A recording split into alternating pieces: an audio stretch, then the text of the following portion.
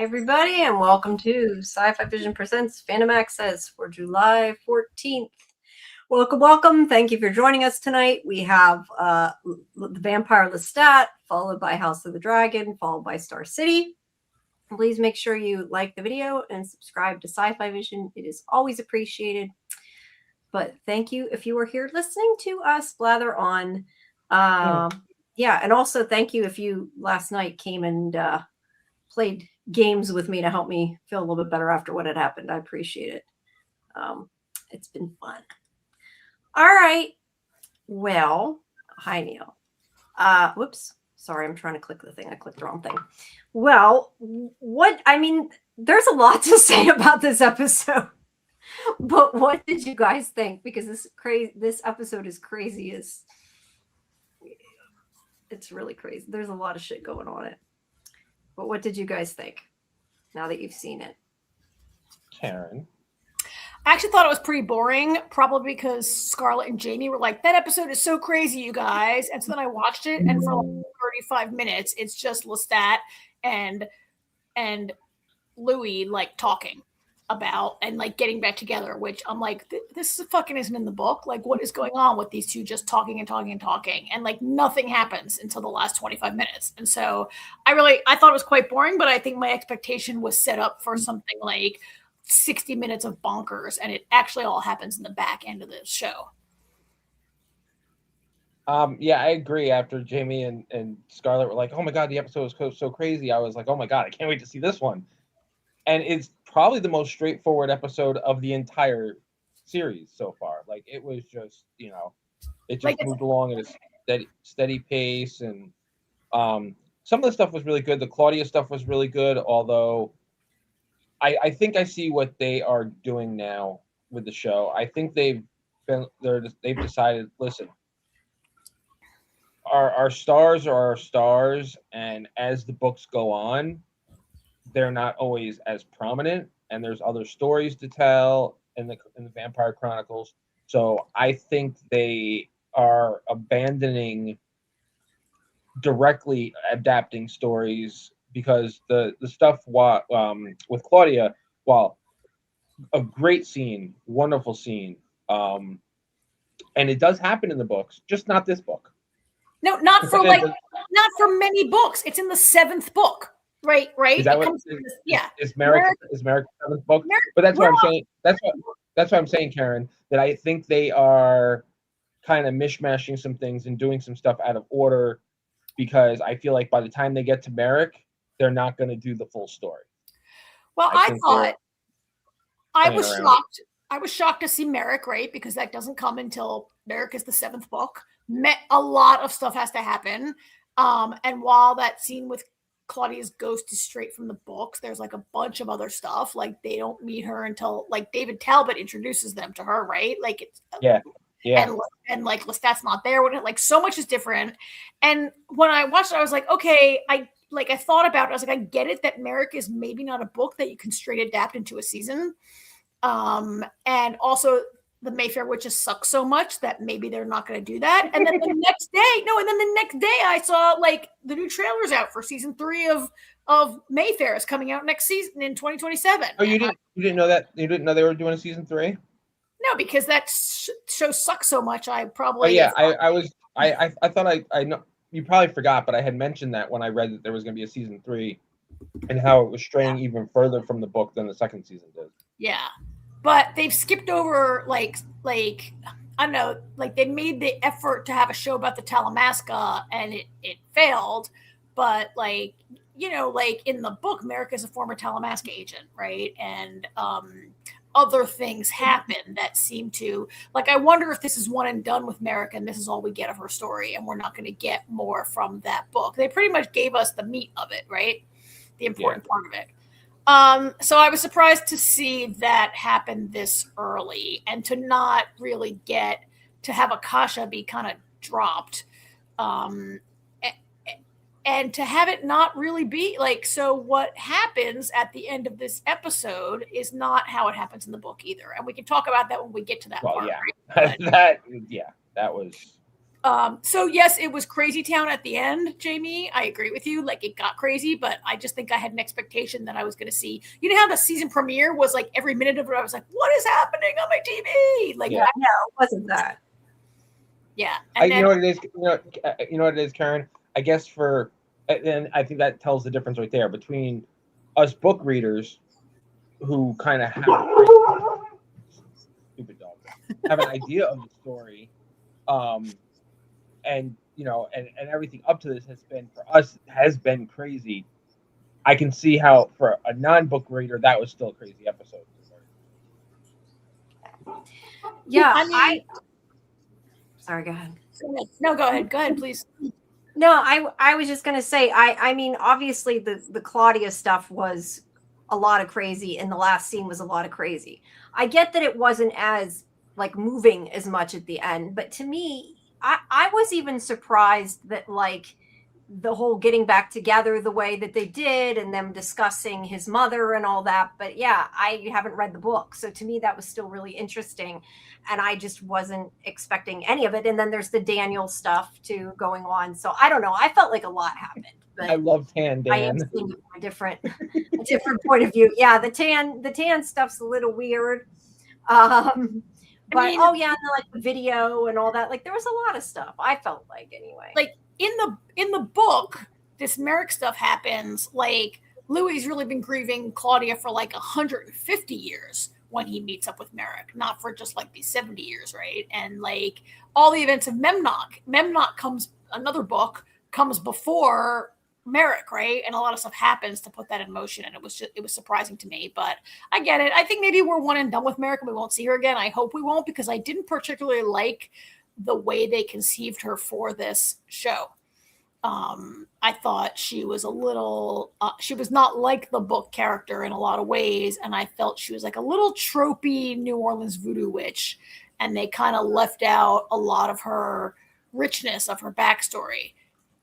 Well, that's exactly what I'm right. I'm almost. I wouldn't be surprised if they skipped the Merrick story completely. It's not the best book. Or not the I was gonna say you brought up Memnock. Memnock? I would if they skip Memnock. Yeah.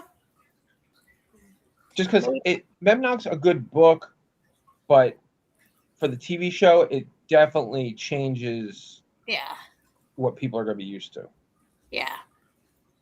I definitely think we're going to get more Claudia, though, even if Merrick doesn't come back. Like, that can't be it. At least it didn't feel like it to me. I mean, she stepped outside the salt or whatever, so I have to assume we're going to see her again at some point. Well, I think AJ and I will withhold any comment on that. Yeah, I'm just curious how you think that would happen, Jamie, unless they call Merrick again. Hey, did you do that thing again? I don't know. Maybe she can haunt them. I don't know. She stepped over. Or you think she's on the loose? Yeah, I think that she's. You think she's on? I think she's on the loose. Yeah, and I mean, she's obviously still in the other, the underworld, whatever you want to say, in hell. Yes, but I could see her like appearing to them later or something down the line. I mean, otherwise, why have her it end the way it did, and why have her break out of the circle if they weren't going to bring her back? I don't know. That's what I thought. But who knows? Fair enough. All right. All right. Well, we start out with Lestat and Louis. He's just checking his text messages and everything while he's in the coffin. But Louis stayed over, but I think at this point it seemed like maybe they hadn't quite reunited as much yet, but he's staying at his place. And there's the guy that I never remember his name. Alex, who ends up screwing them over later on at the end of the episode.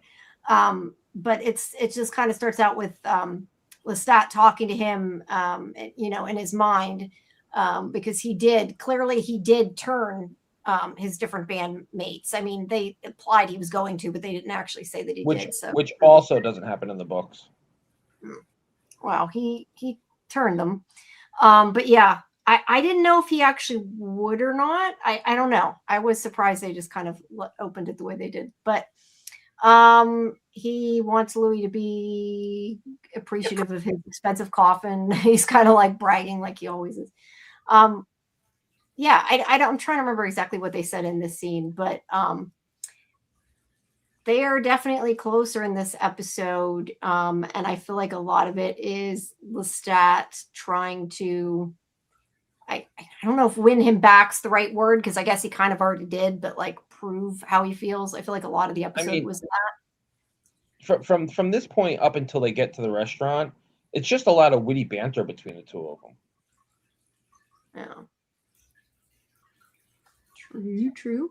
Yeah.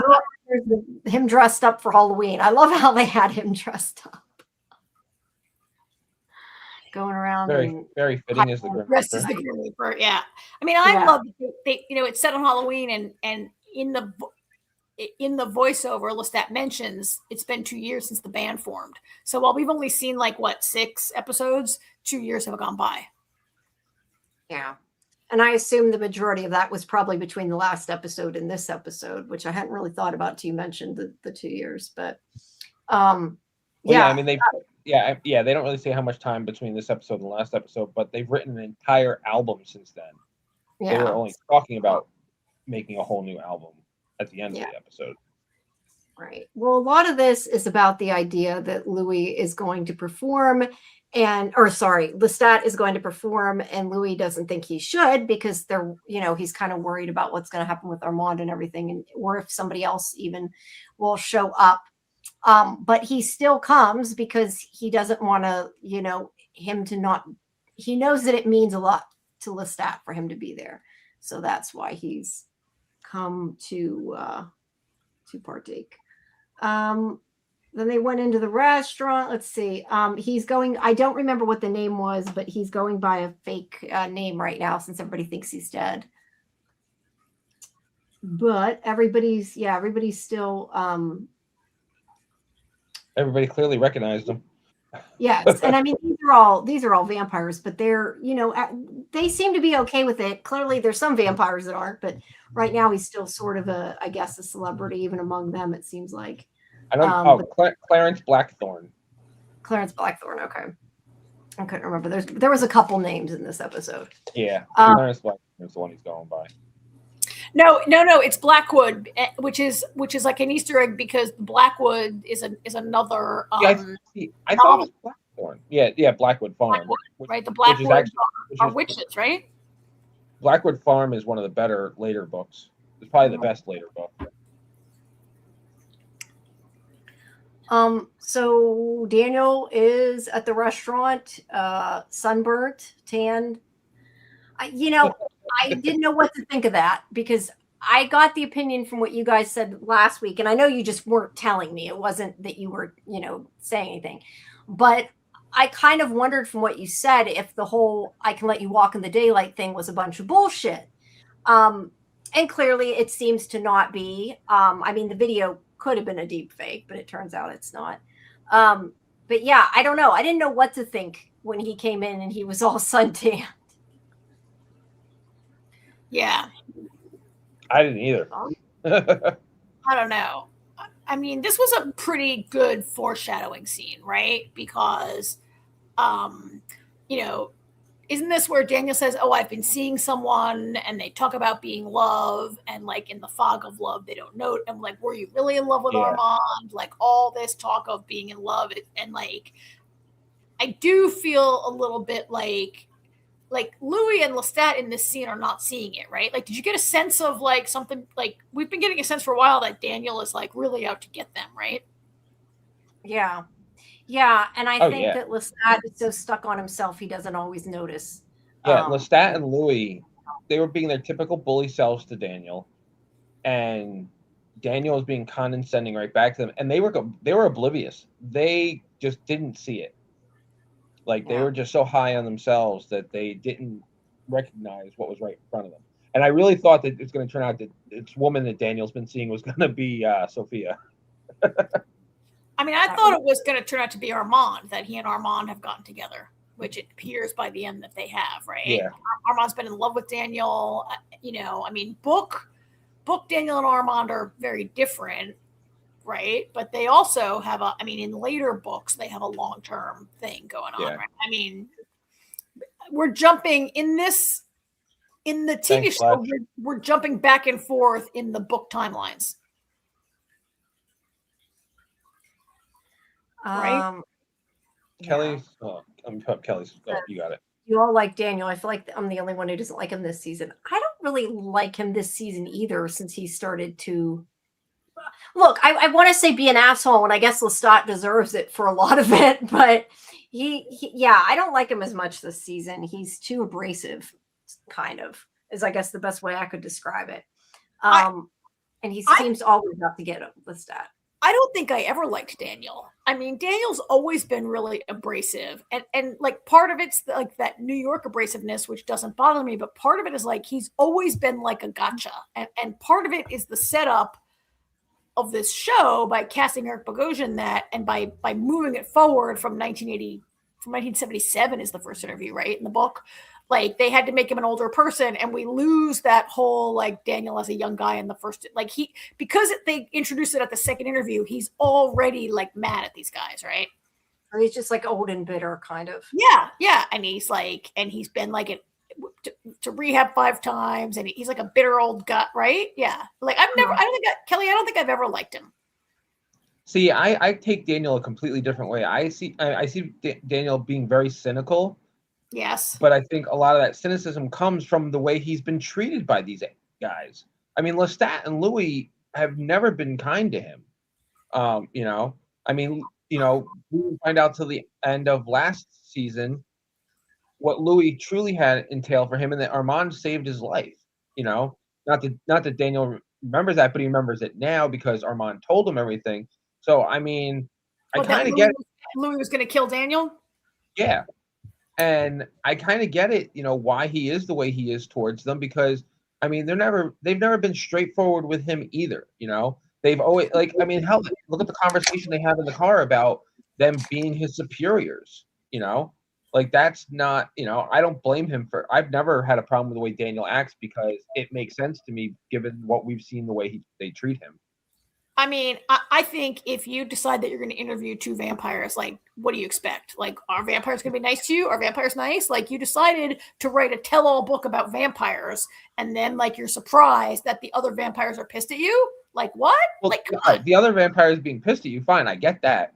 But it doesn't change how they treated him. Why would Lestat be nice to him after he wrote a tell-all book that includes Louis' lies that are not? Lestat's not nice to anybody. But Louis invited Daniel in. It wasn't like Daniel was like, hey, there's vampires, let me go find one. Louis started this. Well, no, because Daniel had met Armand, like, the first interview. I mean, it's hard to say. Like, in the book, Louis definitely starts it, right? But how, like, in the show, like, the part where he was hanging out in San Francisco and Armand was hanging out in the gay bar and all that, right? We'll blame Armand then. Yes, let's blame Armand, the real, like, I mean, Armand is kind of the real, he's been manipulating for like 200 years, right? Yeah. I mean, I don't know. You're right. He's always been kind of the way he is, but I don't know. It seems, like I said, he seems, I think, more abrasive this season, but maybe it's because now they're not like on good terms. Not that they were on good terms per se before, but like they were pretending they were. And like as he was writing the book, like he's pretending to be helpful. You know what I mean? Like they're kind of getting along. Where here it's like post book and they're not. But like I said, yeah, a lot of the things he said and the way he acts, Lestat definitely deserves. I don't know about being beheaded, but a lot of things Daniel says he deserves. But yeah, I don't know. He's a little more, to me, a little more unlikable this season. But he had the best line. He had the best line in the episode when they came in, and he's like, "Travis or Taylor, Travis, how you doing? Yeah. When's the date?" Yeah, there have been quite a few pop culture newer pop culture references in this show. I think there was actually another Taylor Swift one earlier in the season. But no, that was great. You're right. Daniel and his sarcasm. I mean, there's a couple good comments in the chat. Jen the teacher points out that Daniel has been an asshole all season, and that Daniel also published the book when Louis didn't want him to. Right? Louis gives him the whole interview, but then, like, in the end, doesn't want the book published. And he burns his laptop. But Daniel, being smarter than that, had everything on the cloud. Right. But though, like, I can understand Daniel's point of view, though. Like, why give me the story if you're not going to let me publish it? Like, why waste my time if I'm not going to publish it? I can kind of see Daniel's point of view in that. I get that, but you fucked with vampires, and now you're surprised that they're pissed at you. Like, what? Like, you're gonna, like, a vampire says, please don't, like, publish that. He's a vampire. Maybe I'd be like, sorry, I wasted my time, but he's a freaking vampire, so I have to. Like, I'm a vampire now too. Well, he wasn't at the time, right? And now he was not at the time. He's got two very old, very powerful vampires. They're not like run-of-the-mill, like, Fang Gang vampires. These two are very old and very powerful. And so Daniel, you should have let it go. Daniel's not Daniel's not the 100%, like, he's not 100% right. And what do they call him? No, don't get me wrong. I'm not saying Daniel's 100% innocent, but I can totally see his point of view because they've done nothing but just fuck with him for years. I guess he also, like, okay, whatever. Yes. Anyway, I get why he's a little mad, but I also think, like, we can see from this episode that he's got little Armand whispering in his ear, right? Like, Armand is obsessed with Lestat for, like, the last 200 years or more. Like, I mean, since 17 whatever, that's now like 300 years he's obsessed with Lestat. And he, right, and he's in love with him. And I think that we can see that Armand is, I think, part of, like, Daniel is a bit of Armand's, I don't want to say his puppet, but he's definitely Armand's, like, the big manipulator here. Well, I mean, it's not the same, but Armand and Daniel kind of mirrored Lestat and Louis in a little bit of way, because Armand made Daniel and then took off and was like, hey, figure out how to be a vampire, have fun. And then now he's, now Armand is going around making his amends to everybody. So yeah, I think part of it is Daniel, it's kind of that wanting your parents' approval type thing. I mean, first Daniel was angry and now his anger has turned into wanting to please his daddy. And it's kind of a rule of vampires that if you make a fledgling, you have to, like, bring them into the life. You can't just, like, make a fledgling and leave them out there. Right. Yeah. I still, and I know it's because it's only 7-episode season, so you're not going to get it, but I still feel like there's context that I would like to have. Like, I would have liked to have understood a bit more why Armand is still apparently in love with Lestat. And I would have liked to have seen at least a little bit of the, part about Daniel and Armand being in a relationship, or the fact that he's in love with Daniel, because it just kind of came out of nowhere. And I guess if you read the book, maybe it was, like, in a different order. And I don't know if they just wanted some of these things to be, like, more of a surprise for people like me who don't have no clue what's going on. But I still wanted. Sorry, what? I said you gotta wait till book 5, so that's gonna be like season 9. I don't know.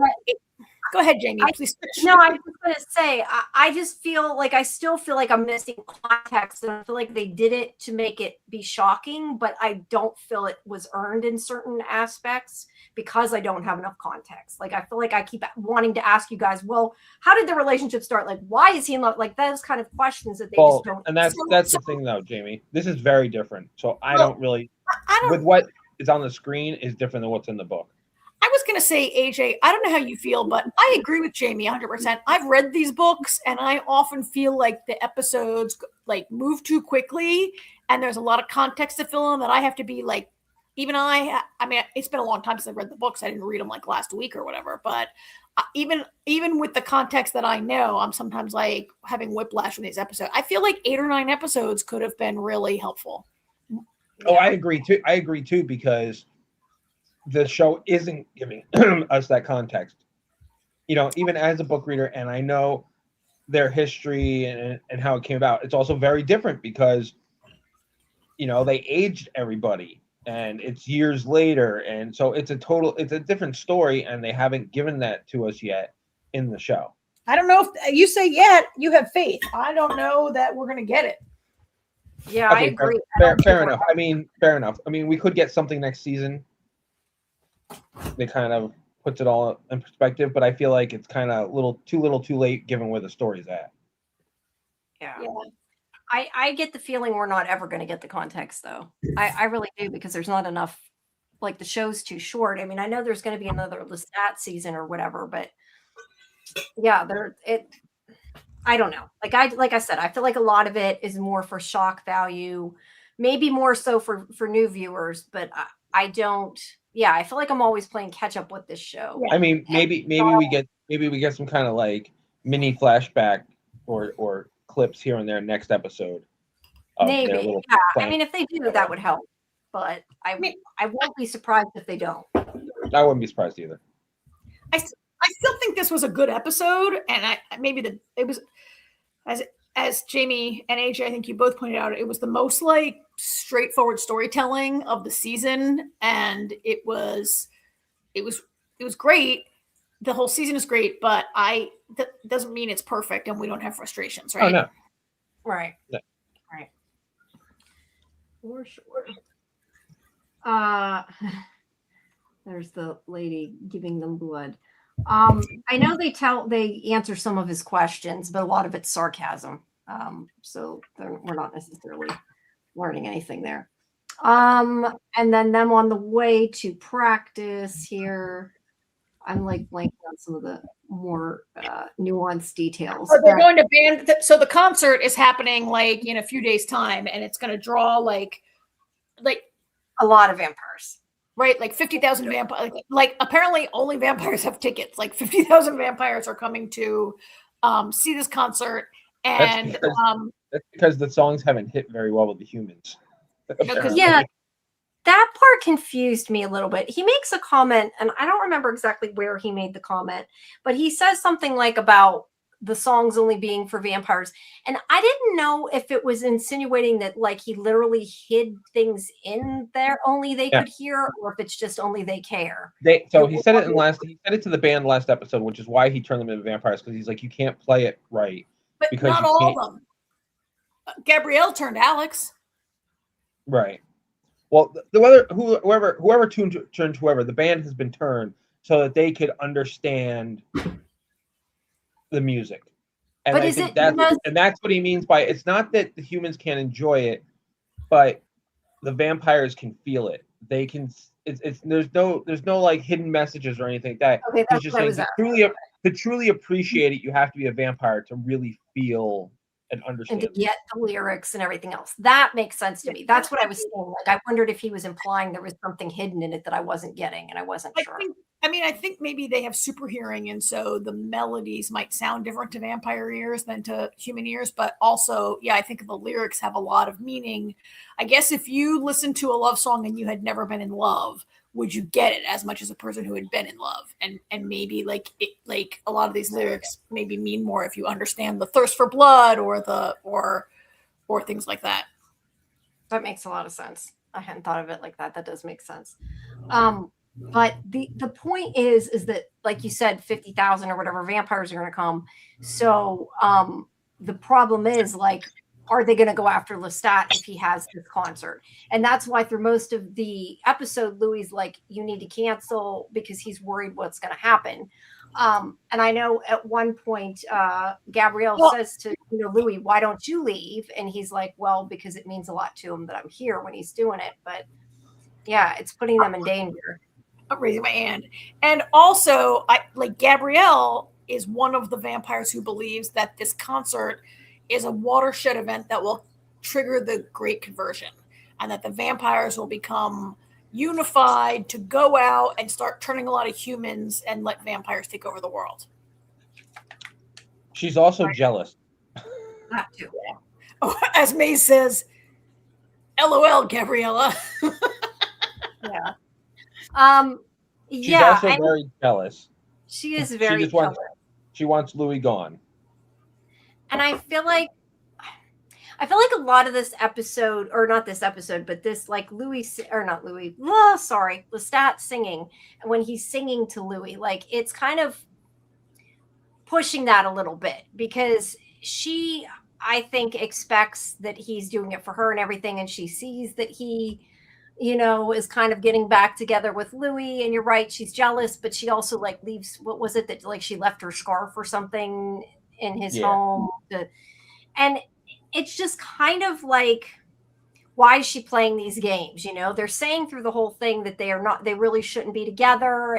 And she's acting like at certain points, like Lestat shouldn't still be so hung up on her, but yet she's clearly stringing him along and causes a lot of it. She causes a lot of the drama herself. I agree. She disappears for long periods of time and she kind of treats him like shit for like begging her to come back, but then she wants him on that hook. Can I take this comment? Yeah. May says, love this meeting with Louis. She doesn't really find him a threat at first. And then, yeah, she realizes. I love during the song. I mean, it's obvious to viewers most likely that he's singing to Louis the whole time. But in the way they did it, it could be either one that he's singing to until she realized. I love that moment when she realizes he's singing to Louis. And you see that look on her face as she turns and looks at Louis like, oh, fuck. Yeah. Like bees. Blood-sucking drug queen. That's new.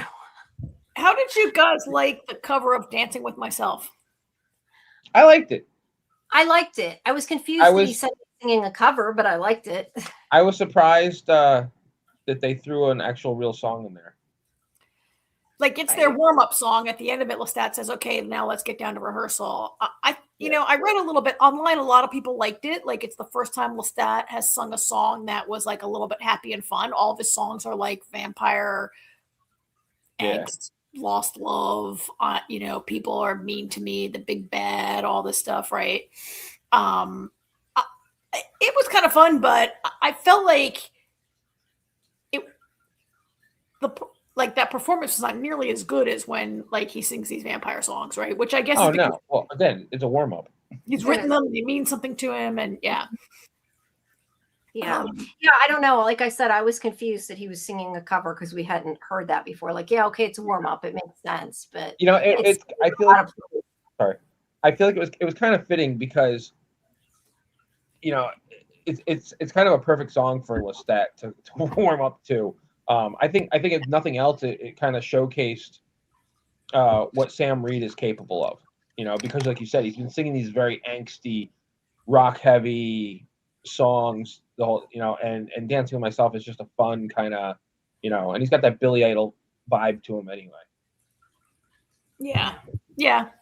Thought it was a good fit. Yeah. He is always very hypnotizing, I guess. I don't know if that's the right word. I'm trying to think of a better description. Everyone's like, oh yeah. Probably not to AJ, but to the women and some men. He really like. I mean, I very much enjoy watching him. No, you know what? Let me put it this way: as a straight man, he's very captivating. Like Sam Reed is really. Yeah, he's awesome in this. When he's singing, doing his performance, he's fun to watch. Yeah, like I believe that he's a rock legend. Current not, but yeah, he's fun to watch. He looks very good, and he's very fun to watch. And he's a pretty good singer too. I mean, I know he's like not per se a singer, and like he's doing it for the show, but he's pretty good. Yeah. And I mean, look, if I'm honest, I feel like when we first watched this show, I didn't as much like their relationship. Like I don't know. I feel like I more enjoyed them getting back together. I did than their original. To be fair, their original relationship was never like a happy relationship. I mean, they were always they're toxic as fuck. They're very toxic. Yeah. But like I really enjoyed this sort of like, oh, they're getting back together finally. Like I don't know, like I felt like that. Like I really felt it when he sang to him, and I liked it. I thought it was done really well. And they know it's a bad idea to get back together, but they can't. Oh, yeah. And I guess like when you're a vampire for hundreds of years, like it's easier. Like I can never forgive my ex and never speak to them again. But it's only like 40 years and then I die, right? So, and maybe it's hard to hate someone for 200 years. Yeah. And I think it's interesting though, because I wonder that you would stay in love with them all the time though for 200 years. Like I would think more often than not when they're alive that long that they wouldn't be with the same person. I don't know why I think that, but it kind of surprised me. It makes sense. I mean, it's funny because Armand has also been in love with Lestat for the same amount of time, even longer, right? Long before he met Louis. Although, like, Lestat cheated on Louis with various people, like in New Orleans, right? And was not like, I mean, they are toxic, but he. And then Louis went and had this whole other relationship with Armand for like 70 years, right? Yeah, that's just kind of funny, like their relationship issues, you know, because you think about it in those terms, and it's a big difference. And he says Lestat reveals his vulnerability hardcore this episode. He does. And that's why I said I really felt like the emotion between him and Louis in this episode. And what I love about this is the through line throughout the whole episode of this is a bad idea. And they're talking about like 5 different things. Their relationship, going to see Merrick, doing the concert, you know, it's just like, and you never know which thing they're talking about. Yeah, because they keep pushing on all of them, on all fronts. So yeah, Louis, I think, realizes he's introduced to Sophia in this episode, right? Oh yeah. And she acts all nice to him on the surface, but it's clear, like we said, that she is very jealous of him. And like I said earlier, she does say to him, you know, well, if you think it's so bad for him, like at least you shouldn't be here. This is just going to hurt or to cause, you know, more issues. And he says that, you know, it means a lot to him that he's there. And I think she says something like, wouldn't it mean more to him that you're still alive? And I don't know if that was like serious or that was like her trying to push him away. Sorry. Go ahead. Yeah, no. Louis says he'd be hurt if I wasn't there. And she said, I think he'd be more hurt if you were hurt.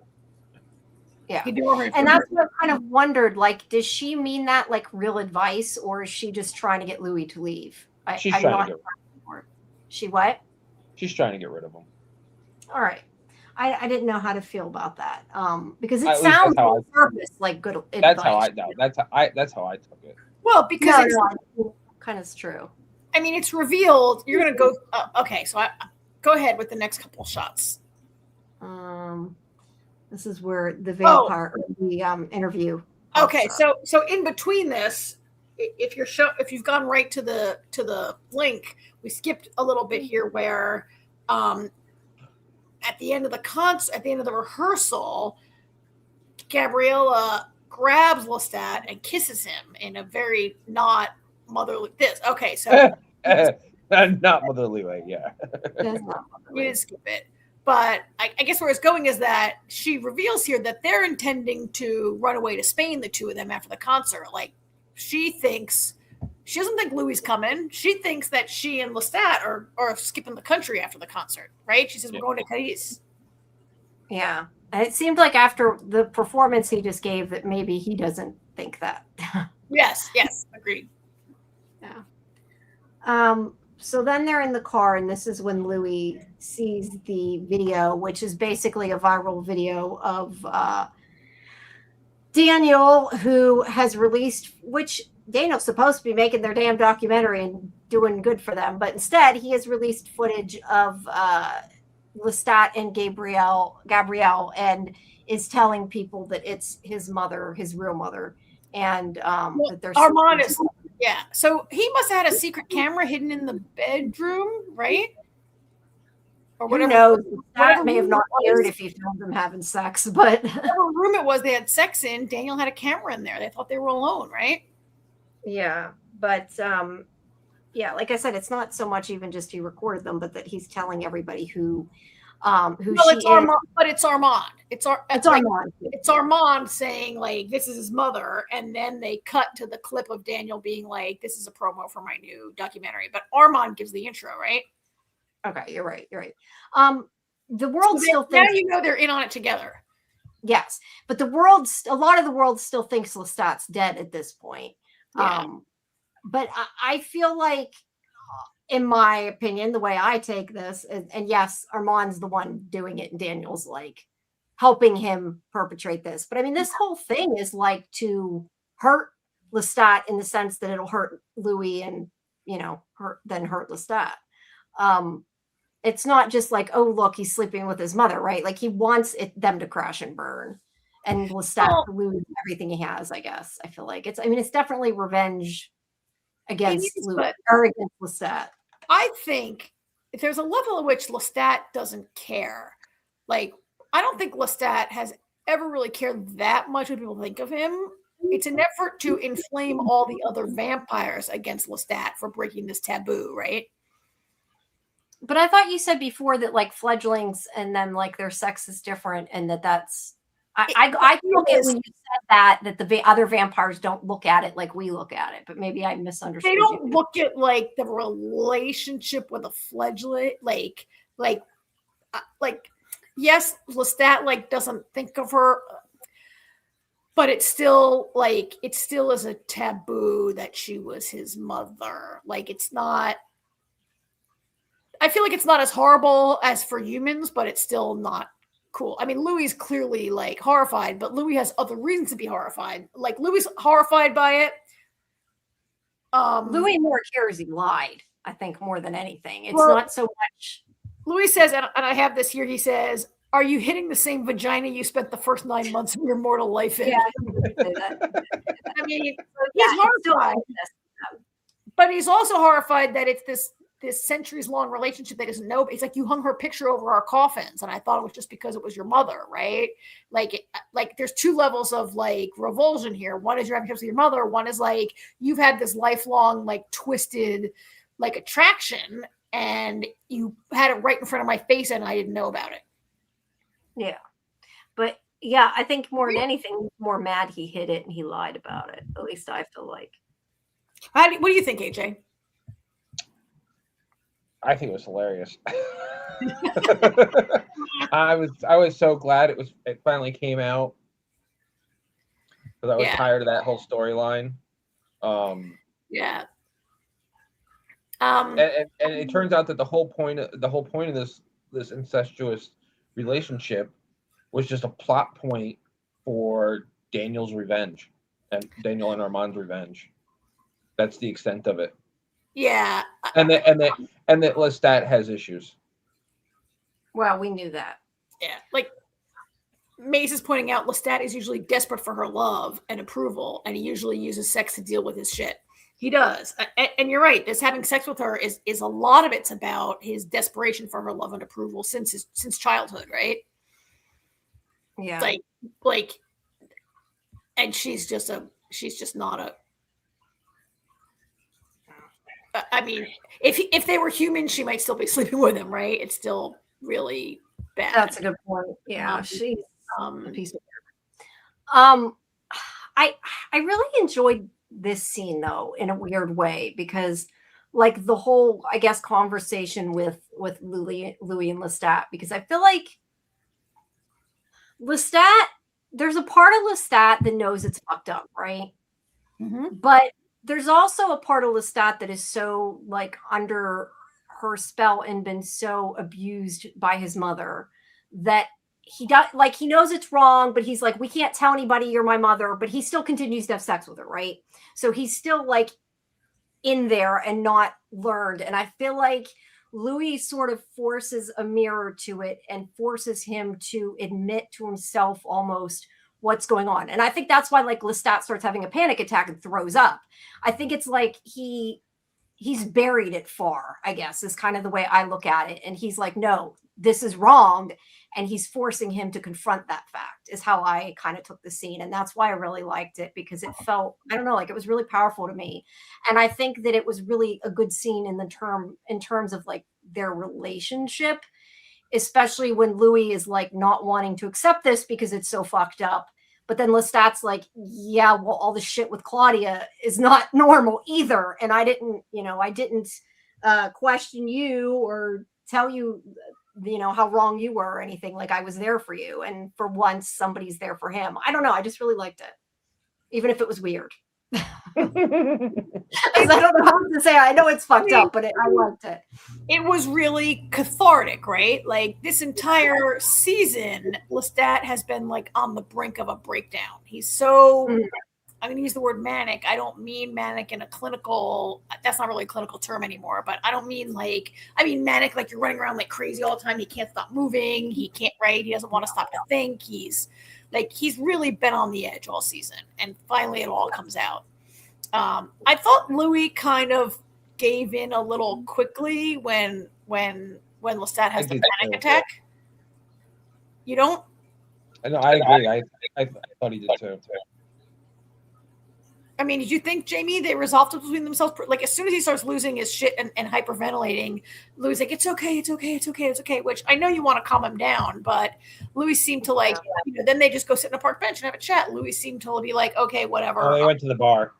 Yeah, it was quick, but I felt it was more like whenever Lestat was saying, hey, what about Claudia? I didn't, judge you. I felt like it was almost like, he doesn't agree with it, but he loves him, so he's figuring it out. But yes, it was a little quick, but it's also, we're not getting multiple episodes, so they didn't. I get that they kind of pushed through it faster, but and I guess maybe do you two think, or do people who are watching chatters with us tonight think, like, part of it is that Louis finally knows sees a reason why Lestat is such a fucked up person, and like maybe he gets that Lestat is like a victim. Like, it's not just being like, he's a victim from his human life and before he became a vampire, right? Yeah. That's a good point. Yeah, I do think that Louis gets more that a lot of it's trauma. And yeah, I think, like I said, I think that he's trying to understand and trying to accept it because, like, he's seeing the real Lestat, and like, this is who he is, and if he loves him, he has to deal with it, type of thing. Yeah, so that makes sense. Yeah. So then they go to the bar. Yes, then they go to the bar. Wait, that's him after he threw up. And he threw up blood. Okay, that's in the bar. So they have more conversation about should he cancel the performance, and Louis doesn't want, or Lestat doesn't want to. Louis thinks he should. And like you said, there's other things they're talking about, basically saying everything's a bad idea. But this is when we get closer to the fact, and I don't know if they mention it here or not, but this is when they're going to go to the seance that he has set up for Louis to help him move on from Claudia. Since clearly Louis has not. Let's be honest, it's not just for Louis. It's for both. No, it is for both of them. Well, but I want to go back and take Maze's comment in a second, but if you guys don't mind, because it was kind of relevant right now. But Maze pointed out Louis is just inherently selfish. It's his main issue. LOL. Every time Lestat fucks up, Louis just wants to bail. I mean, he kind of does. He is really selfish, and I think it's great that you said it right now, because this whole thing coming with the witch is also about Louis' selfishness, right? Yes. Yeah. Yes. Yeah. Yeah. I feel like, just like I said, that Louis kind of forced Lestat to like see what's really happening. I feel like the same kind of thing actually is paralleled with Claudia, because Louis has been so far in denial. And look, as viewers, or at least as somebody who hasn't read the book, I definitely did not expect that. So we see, because we're kind of to some extent seeing from Louis' point of view when things happen, or from Lestat's point of view. And I feel like the same kind of thing was with Claudia, where she like forced him to actually see like the truth of what really went down, and a lot of the things that he was maybe denying and not realizing he was denying. So, yeah. But that was not cathartic for them. I mean, all of their fledglings are fucked up. They don't have any fledgling that likes them and hangs out with them, right? Yeah, no, they don't. But hey, he has a board of caution. He's using that as an excuse. Yeah. All right. So they go to the seance with, you said her name's Merrick. I couldn't remember her name. Is Merrick, who has She's Merrick Mayfair. She's a Mayfair family person. Mayfair witch. And she has agreed to contact Claudia from the hell, so that they can, I don't know, tell her goodbye, resolve their issues, whatever they feel. He wants to apologize to her, but it's that typical, as you're alluding to right now, Jamie, and said earlier about the selfishness, like he wants to apologize, but he wants to apologize so he can feel better, right? Not so Claudia can feel better. Like, right? Yeah. Like, absolutely. Like if you wronged somebody 70 years ago and they haven't talked to you because they're dead, like you don't get to just call someone like if I had a boyfriend I treated badly 20 years ago, or if you had somebody that you did something to, you don't just get to call them up and be like, I'm sorry, so that you can feel better. Like, I shouldn't say a boyfriend you broke up with, but somebody you really wronged, right? Like, let those people, like, they've dealt with it and moved on. It's really selfish of Louis to want to talk to her, I think, at this point. But the whole Claudia thing, like, you pay a woman who looks like her to act like her, you're a selfish freako. Yeah.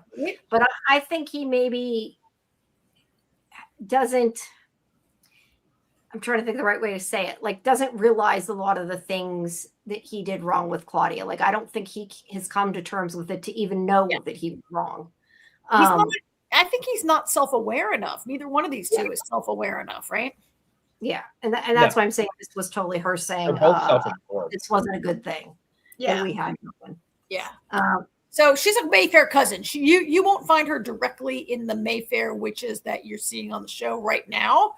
I mean, she does cross paths with them at some point in Mayfair witches, right? But she's like a separate branch. Yeah. And they're not going to cover her on the show. She's. I don't think she's in the Mayfair witches books, is she? No. AJ? It's only first time we meet Merrick is in Merrick. Is in Merrick, yeah.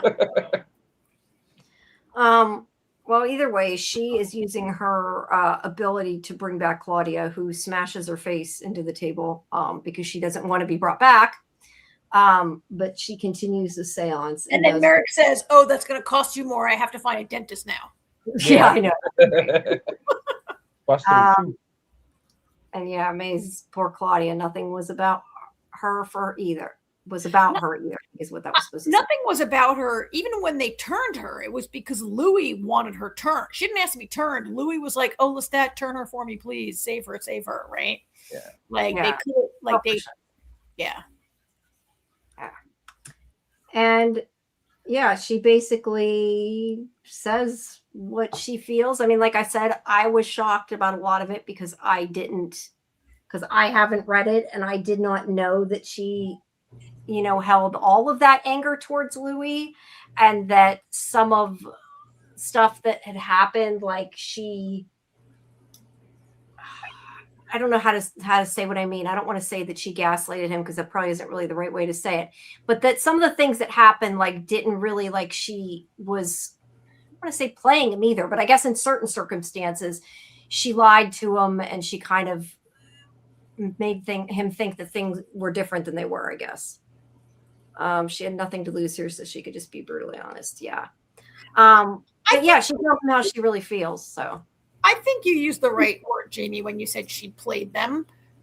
She hated them both, and she played one against the other, and she knew she could manipulate Louis more easily, and that's why he was the favorite, but he really was. She's like, "Oh, actually, I liked Lestat better. I acted like I hated Lestat and loved Louis, but I actually like Lestat better because at least he is who he says he is." Yeah, and that he could see who she was. But I think the big thing here too, though, is like she's really, telling the truth of how she feels. And just like when she talks about the guy, Bruce, is it Bruce? Or is that the wrong name? Bruce, yeah. Bruce. Where she's like, did that make you feel good? You went after him. That wasn't for me. That was for you. Like, yeah, she had already moved on from being assaulted, and he, made it more, I don't want to say made it more than it was, because I mean, it was still that he raped her and it was still an awful, awful thing, but he made it about himself, and made it like he was this great guy because he avenged her, and she didn't need to be avenged. She had, was strong and had moved past it, and he's still stuck on that, I guess, in her eyes. And she was dead, so, right? Yeah, and it was so long ago. Like, she's kind of like, why this? Yeah, this was about making you feel better. There's a couple. Go ahead, AJ. I want to. I was gonna say was, all I gotta say is Delaney Hales killed that scene. Like, that whole scene was so powerful. She did an amazing job. She did. That's like Emmy episode. Sorry, did you watch the After Dark thing? No, I don't get it on my app. I just don't watch it. It's only on AMC Plus, I think, right? No, it's on demand. I usually don't watch it, but you know what? I take that back. I'm not sure whether it was on demand or it was at the end of my DVR recording. It might have been on the end of the DVR. Anyway.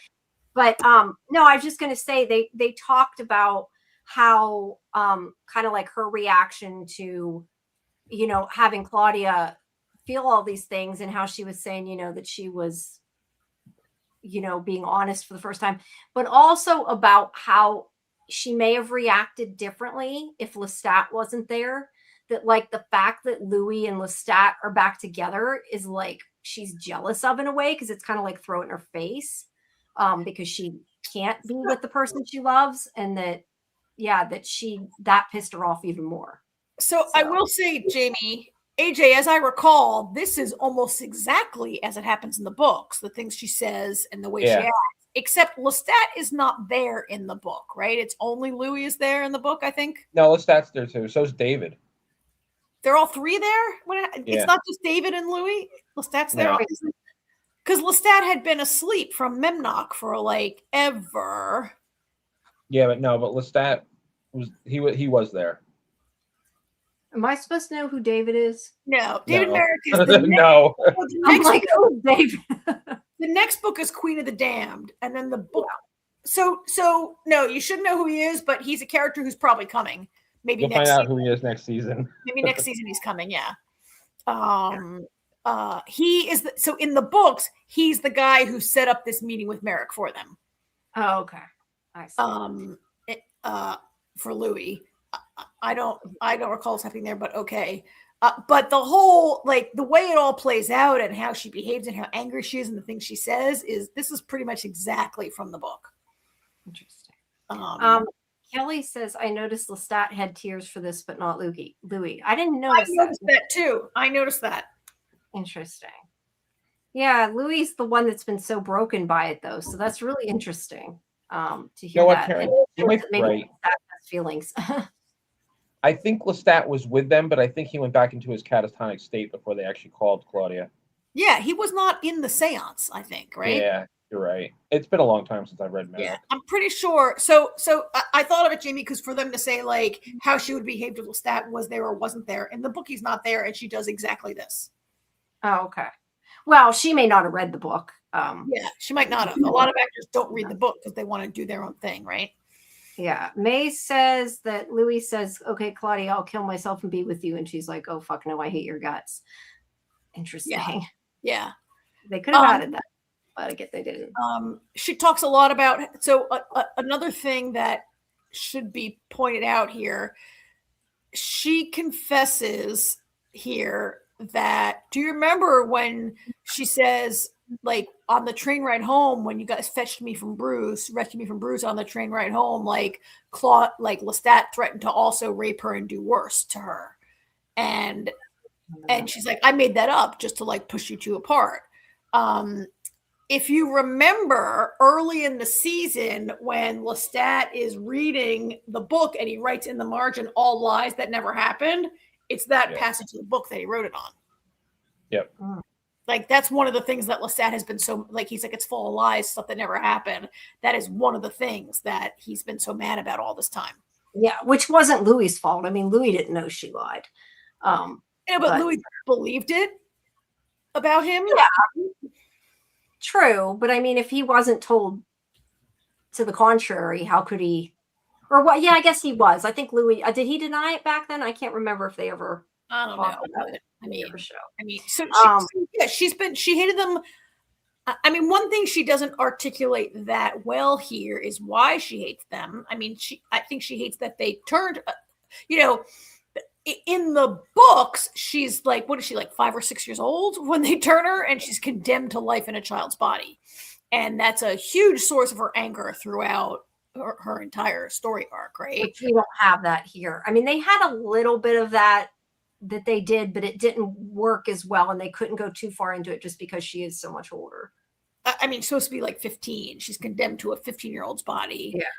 Which is bad, but not as bad. But I mean, that's a source of her rage against them that maybe maybe it would have been helpful for her to drop that line in here, right? To remind us all of like how bad, like she does seem, I mean, I don't know how old the actress is in real life, but she is like a, you know, I mean, a lot of 15-year-olds are like a full grown woman.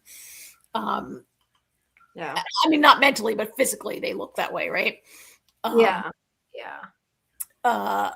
So yeah, that part doesn't play that well because she does look like a full-grown woman. But I mean, I understand why they changed that, like with the show. But I agree with you, like why keep the line, and it maybe didn't need to be there. Yeah, and then the person that she loved was also killed, right, with her, and she like never.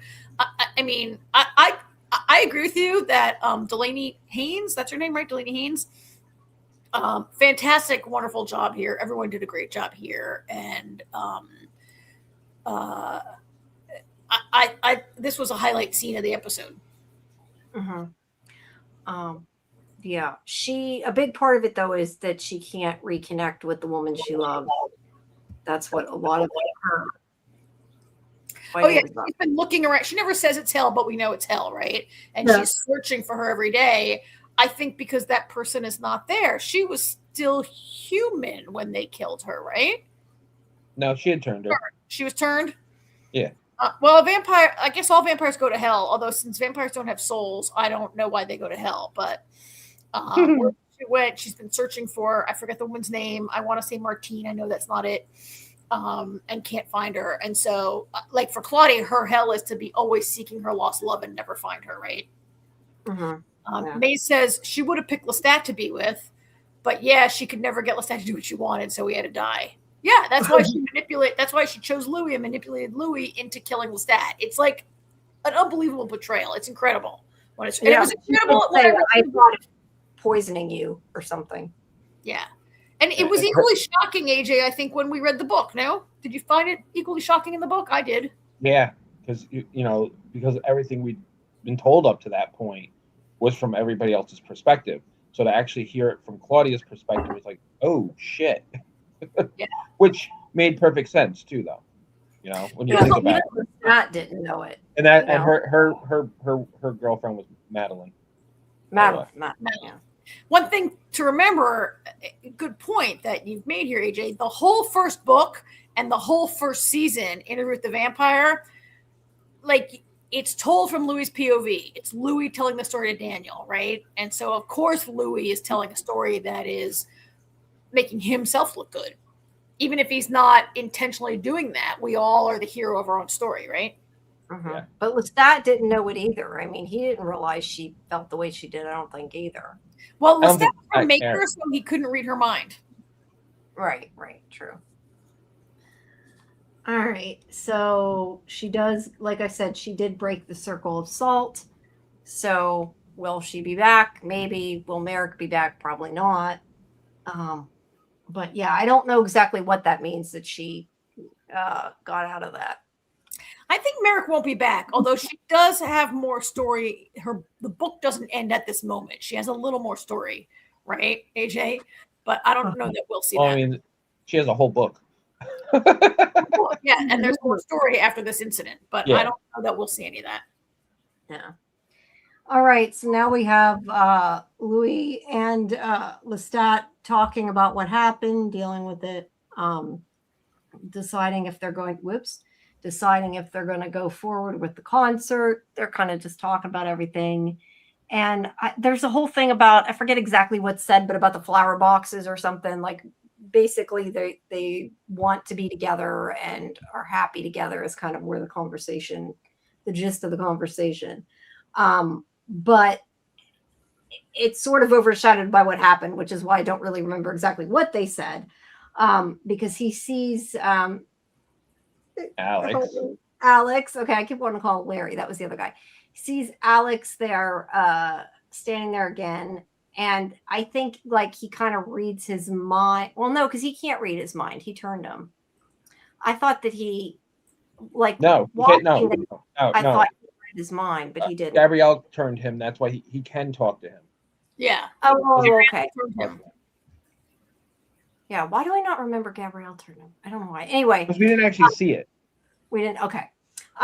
So yeah, that's what I thought then. That made more sense then because he kind of, when he sees Alex, he reads whatever his mind, whatever he's thinking. And that's how he sort of knows, like a fraction of a second before it happens, that it's going to happen, or that something bad's going to happen. Not necessarily what's going to happen, but that something bad is going to happen. And Armand and Daniel are there and decapitate the two of them, and their heads fall. Okay, for someone who didn't read the book, I was like completely confused, shocked, like, is this the end of their story? And it's just because of the way they ordered things. But it sounds like, from listening to the After Dark special, that like this was not in the book. No, at all. No, Okay. no, it was not. Everybody was like, what the fuck then? See, in the book, Jamie, they have the concert and like a whole bunch of vampires come and attack. Well, hold on, Karen, because that's probably still going to happen. That's got to still happen. All right. That has to happen still. You're right. It has to happen because of the whole thing that, yeah. See, right. I think what's going to happen next week is it's going to deviate completely and have absolutely nothing to do with anything other than whatever the hell this is. And then next season's going to pick up with the concert. Yeah, because he can't have the concert as a head. Now, well, he can't live as a head. Yeah, that was my other question. We talked earlier in the season. I asked you guys about when he decapitated that person, and you said something like they could live away from their body for a short amount of time or something. Short amount of time. So yeah, that's my question. How are they going to be alive? Because clearly, I don't think they're killing them there. Knowing it isn't in the book, I don't think they're going to kill them there.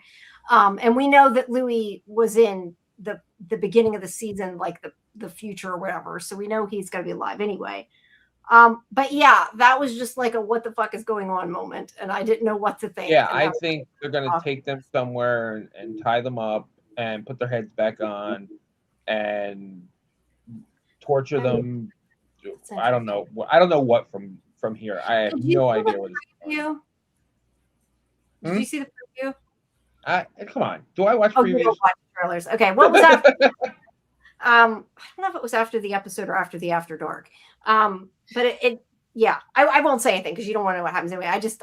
I wonder if part of what you said, some other stuff comes first, but I don't know. So yeah, anyway, this was bizarre.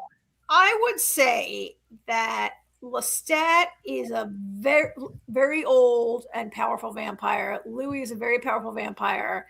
Lestat has the blood of Akasha, and Lestat made Louis. And I think he could survive a couple hours as a head, and that they could. God, I hope they don't do that. Grow his head back together or something like that. Yeah, he could totally. Yeah. All they got to do is put their heads back on their bodies, and it'll. Yeah.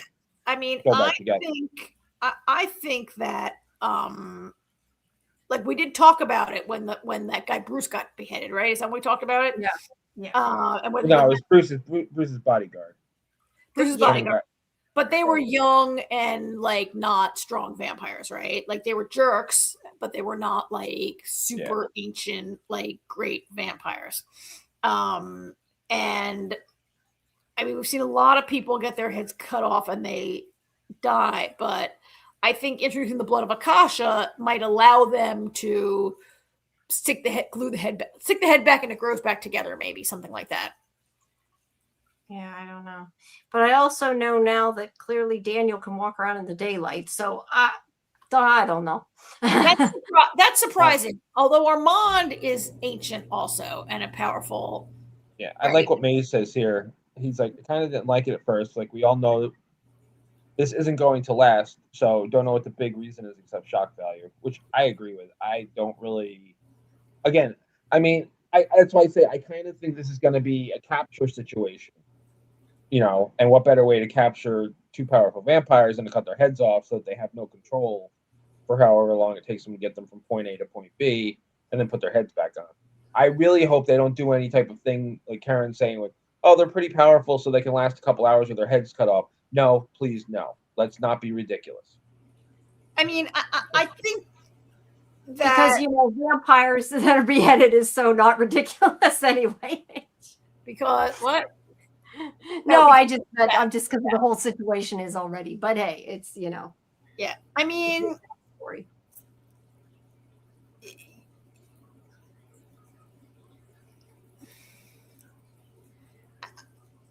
Fareed talks about it earlier in the season, like earlier in the episode in the season when Daniel is talking to Fareed, they do discuss decapitation, right? And I just pulled up the quote. He says, a study done in Budapest had 2 Class B vampires surviving separation for nearly 2 hours. A vampire of Lestat's breeding could last 4 to 5 times that. Like he like looking back in episode 3, he does sort of foreshadow. I forgot about that. But did he say the part about Lestat, or is that what the? Yeah, he says this is from the script. A vampire of Lestat's breeding could last 4 to 5 times that. So Lestat has about 10 hours, maybe. Oh God, I really hope they don't do that, because come on, that's just ridiculous. But it's the blood of Akasha. Look, Akasha survived. Akasha. I understand that.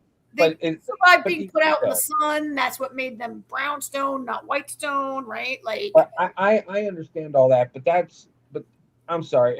I swear to God, if I see Lestat's head sitting on a fucking table talking to Daniel for an hour, I'm gonna fucking lose it. No, but they could put it back on, and then it could start to grow, and it would take. They'd have to drink a lot of really great strong blood, right? Like, we don't know what's going to happen. Like, could another powerful vampire could Marius show up and be like, "Here, drink my blood; it'll help you heal." Could somebody else show up? Like, we don't know, right? But I think they could put the head back on. I'm just saying what might happen. Well, I mean, they could drink from Armand to heal quicker too. So Armand could be like, I mean, he does love Lestat so much. Armand, like, does he really? So there's a comment here. There's a comment here. Hang on a second. May says maybe it was just meant to be a warning shot by Weasel Armand. Be like, I chopped your head off. I mean, one thing that bothered me a little bit about this scene, and we got so many great comments here from you guys. What was I about to say about Armand and why this happened? I mean, Armand could be a weasel warning shot by Armand. I feel like maybe it's because he wants him to know that he can kill him. You know what I mean? Like, I can do whatever I want to you and you won't know it's coming type of thing, like you see in some stories. Oh, I was going to say, it surprised me that I thought that a vampire like Lestat, that it would be harder for Daniel and Armand to sneak up on him. And like sneak up on the two of them. Louis spent 70 years with Armand, right? And because they were both entranced in their moment. Because they're so like having their moment of love and getting back together that they're oblivious to the assassin sneaking, the vampire assassin sneaking up on them. Mm-hmm. All right, I can buy that. I I'm gonna withhold my true feelings until I see how it plays out, because this could be good, or it could be really bad. And I'm not sure which way it's going to go. Kelly's right. It was shocking. And, somebody. And I feel like that's part of the problem, though, is this show doesn't need shock value. It doesn't need that gotcha moment. I think so. This show is like a combination of really great acting and meaningful stuff like we saw with Claudia, and then like total cheeseball vampire soap opera moments like this. Yeah, especially even like the beginning of the season was just like total craziness. So yeah, it fits to me. I mean, did we need it? Maybe not, but I totally can see that like it makes sense in the way. I mean, we all agree. Every single person who watches the show agrees they're not dead, right? Yeah. Well, I mean, I kind of wondered, because I know like there's different books, but I was like, I couldn't see them having a whole nother season if this was the end of their story, unless like the rest of it was in like flashback. I didn't think. Like, well, let's put it this way, Jamie. Karen and I've been saying all along how we don't see how this season is only 7 episodes, that it's going to have to continue next season, because we didn't know they were, going to get beheaded by the end of the episode. Yeah. And to answer Maze's question, no, we don't know that about Armand yet. What? Armand is old school. Do we know in the show he adheres to the old rules? Yeah. Yes, we do. Yes, he has said several times that he doesn't agree with, like, his children are he has said he doesn't agree with stuff, but we haven't really delved into what he believes. I mean, his coven is called the Children of Satan, right? And they have talked about how they lived in a cave. They believe in the old ways. They were but they've mentioned things, but nobody that hasn't read the books doesn't know what that means. And Okay, and Armand is very against the Great Conversion. He thinks the vampires are making too many vampires. He thinks that Lestat living out loud is a problem. I mean, so we don't know. Yes, I think TV watchers don't know what all the old rules are and everything that Armand believes in. But I mean, Jamie, you understood that Armand was old school, right? Yeah. I gotta say one thing. After Lestat. I gotta say one thing. We've been calling him Armand the Weasel, Weasley Armand, or whatever. But I want to know why the writers chose to go this direction with him, because he is not like this in the books. Like, he's old school in the books, but he is not like this. Like, this is like a love sit, like a jilted, a vengeful jilted lover, right? Yeah. This is something else. And like, it is a little very soap opera. Like, you know how like on soap operas, like you'll have like a villain who's in love with someone and they do this crazy shit to get their attention. And like, do you really think this is going to make this person love you and come to you? Like, that's kind of how Armand is. And then they do in soap operas. Yeah. I like that what May said. The writer's room is one side trauma therapy and one side Expendables. It kind of is, right? Totally. All right. We should probably move on to Star City. Well, it was the finale, so we had to take a little. No, it wasn't. We have one more episode next week. Oh, that's right, we do. Why am I thinking it's the finale? Okay. Because usually when people get their heads chopped off, it's a good cliffhanger for the finale. It is usually a cliffhanger. All right. I will join you guys back up at the end of the show, since I haven't seen the other two shows. But I did really like that episode. I thought it was probably the best of the season, I would say. Yeah, it was really good. Yeah. All righty. Have fun, guys. Finally, a good episode of Star City. I want everybody in chat land to know that when I was watching this episode, there were still 5 minutes to go, and I texted Asia and I said, I don't think I can watch Star City anymore. That was too depressing. I stand by it. I don't know if I want to watch it. Like, this was, I mean, for a season finale, this was rough. This reminded me of The 100, and not because it's anything like The 100. It reminded me of The 100 because it was like season 4 when we were like, this show sucks. We're fucking done. And then the finale nailed it. Yeah. So I kept watching. Yeah, this finale, I mean, look, it was good. It was a good episode. As you said to me, like, yeah, finally, like, it was the best episode of the season. I'm like, it was so depressing. Like, yeah, but it was the best episode of the season. And I said, because finally there's an episode that took place in space. It's a show about space, and we finally got some action in space on this show, right? That being said, I want to get my first big gripe out of the way. They pulled, I don't know what, maybe you know, Karen. Ooh, I'm losing your audio there for a second. Sorry. When they used to do the old serials where, like, the old, I mean, before both our times, but the old black and white serials where, like, the hero would ride off the cliff, and you're like, oh my God, how's the hero going to survive, riding his horse off a cliff? And then the next week, when it picks back up, the hero hasn't ridden off the cliff. They just, used to do cliffhanger. That's how cliffhangers actually became a thing. Yeah. I feel like we got that with this. With Valia. I feel like last week that explosion was a lot bigger than the fire we see in this episode. I kind of think you're right. Like, it was just a little fire in this one little part of the spaceship after all. Yeah. And nobody got hurt at all. Like, and last week it was an explosion. I mean, I think most of us who were here on this show, Fandom Access, 2 weeks ago, we all kind of were like, they're definitely dead, except it's TV, so no body, not dead, right? Yeah. But yeah, I think it might have been Kelly that said that was a big explosion. Yeah. Yeah. And then this week it was a little tiny fire. It did look a lot smaller. So last week we had seen Sergei figured it out. Like, Sergei hears the transmission, and he's like, he doesn't say maybe they're alive, but he's like, it's coming back. It's going to land, right? And so we get like this whole flashback. So maybe we talk about that part of it first. We have a lot of flashback with Sasha and Lakshmi. Actually, it's not flashback. It's contemporary. And then there's flashback with Valia and this whole like What do you think about all that? I think that was poorly done. Really? Because I got lost. I got confused 2 or 3 times on which I finally figured it out. I finally realized that I had to go by Sasha's beard to know which if we were in the now or if we were in 8 months ago. You had to go by what? You dropped out for a second. Sasha's beard. Oh yeah, by Sasha's beard. Yeah, because at one point I'm looking at him and his beard, I was like, wait, that's not a 9-month beard. Like he's only got like a 1-month beard. What's going on, right? And then that's because like we learned Valia is actually still alive at that point. Yeah, because like they were talking about their significant others, which seemed like they were talking about getting excited going home to see them.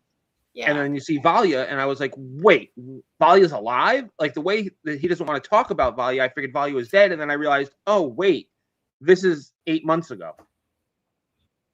Yeah. Yeah, it was a little hard you had to like but I think that was you think it was poorly done. I think it maybe was a little intentional. Like they were intentionally. I think it was intentional. It doesn't change the fact that it was poorly done. All right. Because you couldn't understand it right away. So, or even not right away, but it took a few scenes for you to understand that. But what is it? I mean, I get it. I don't understand how it gains. You gain anything storytelling wise by doing that. Like, don't you want your audience to be able to follow the story coherently and not play to a gotcha? Yeah. Yeah. But it ends up being, I mean, what do you think of the story setting aside the way they presented it, what do you think about the story they gave us about these 3 people in space together? I kind of saw where it was going once, we see they're alive. We see that Valia's alive. It was pretty clear that Valia is not alive in the present time. So I thought, he's going to do something to sacrifice himself to save them, which is exactly went down. But I got to say, I was kind of happy for Valia because when he makes it to Venus, I was like, well, at least he got to see Venus before he got crushed. How cool was that, by the way? I mean, it's a total Kelly Baldwin moment, right? Yeah. I mean, did you think of it? How many did you and Chatters, did you immediately think of Kelly on Titan? I didn't. You didn't? No, I immediately was like, this is like when Kelly like sacrifices her life on Titan and she's like the first person to walk, she discovers water on Titan and then she like then she kills over and dies. Right? Well, we don't actually see her die. We see her walking in the water. All right, yeah, you're right. But but she dies alone. Yeah, but to be fair, it's not Kelly wasn't the first moment like that in this franchise either. No, she wasn't. But Kelly was the most recent one, and that's why it was on my mind. Yeah. Right? Yeah, I didn't really think about it. We've seen other people like sacrifice themselves. I mean, we saw Molly Cobb closer to Gordo and Tracy. And Molly Cobb, who runs out and saves the guy from the radiation storm and then dies a slow death from cancer, right? No, she gets cancer, can't go to space, and then she gets blown up in the bombing. She died in the bombing. I mean, it's a redemptive arc for Valia, who didn't really need to be redeemed to us, but he did need to be redeemed to Sasha, right? Like Sasha was so mad at him for like betraying them and talking. I assume that Valia gave him the story. Valia gave him the whole story, like off screen, right? In the 8 months. I would assume so. I mean, because in the beginning, we have that kind of fake out where Sasha says, Lakshmi's like talking about Valia, and Sasha says, I don't want to talk about him. And like, I guess you're supposed to think it's like because he betrayed them or because he's dead and he was his best friend. And then, we learn of Valia's sacrifice. I mean, first of all, Valia is the one who figures out how to use Venus to, there's always a math hero in every one of these crises. There's a math hero who does the math and figures it out, right? Well, because at the end of the day, this is all about math. It's all math. It's a whole show about math, really. It really is.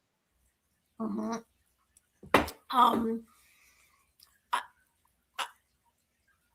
I mean, I'm glad Sasha's alive. I'm glad Lakshmi's alive. There was no way Valia was going to live anyway. but he ends up having a good death. It was kind of, look, we know when he's going to go down to Venus, he's going to die, but it was really ironic that the bathysphere then implodes, right? The chief designer's whole thing was like, let's get this bathysphere.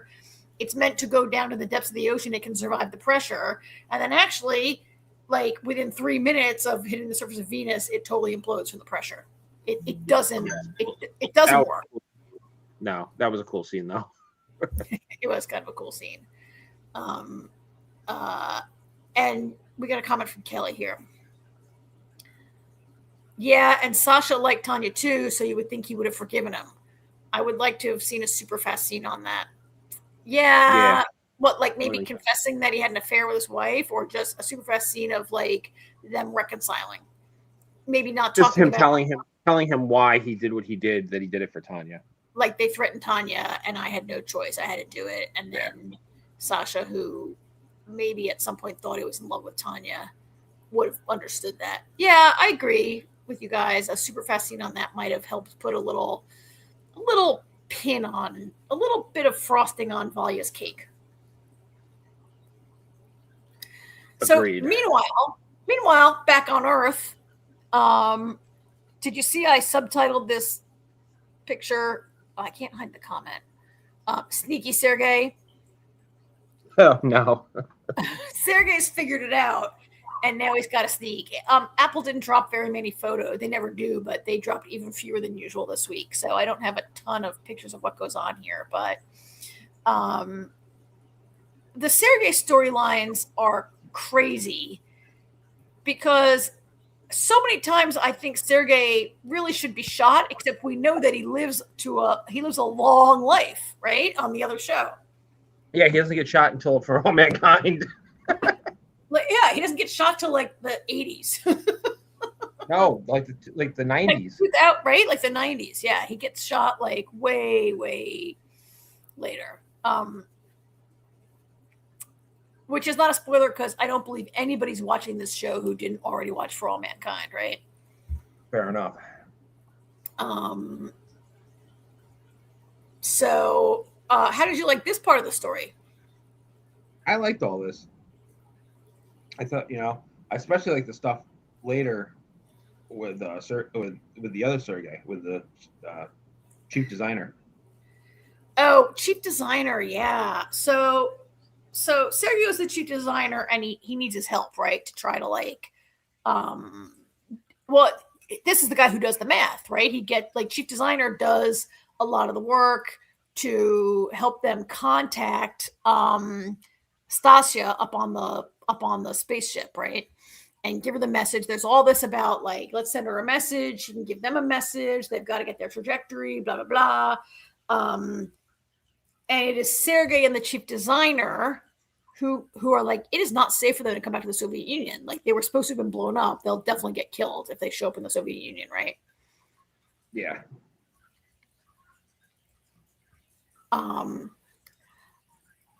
I thought it was good. I liked it. I kind of liked the addition of the chief designer's wife being like, leave him alone, get out of here. Like, we're already under house arrest. Like, it's a miracle this guy's alive also. I don't even know why they've kept this guy alive.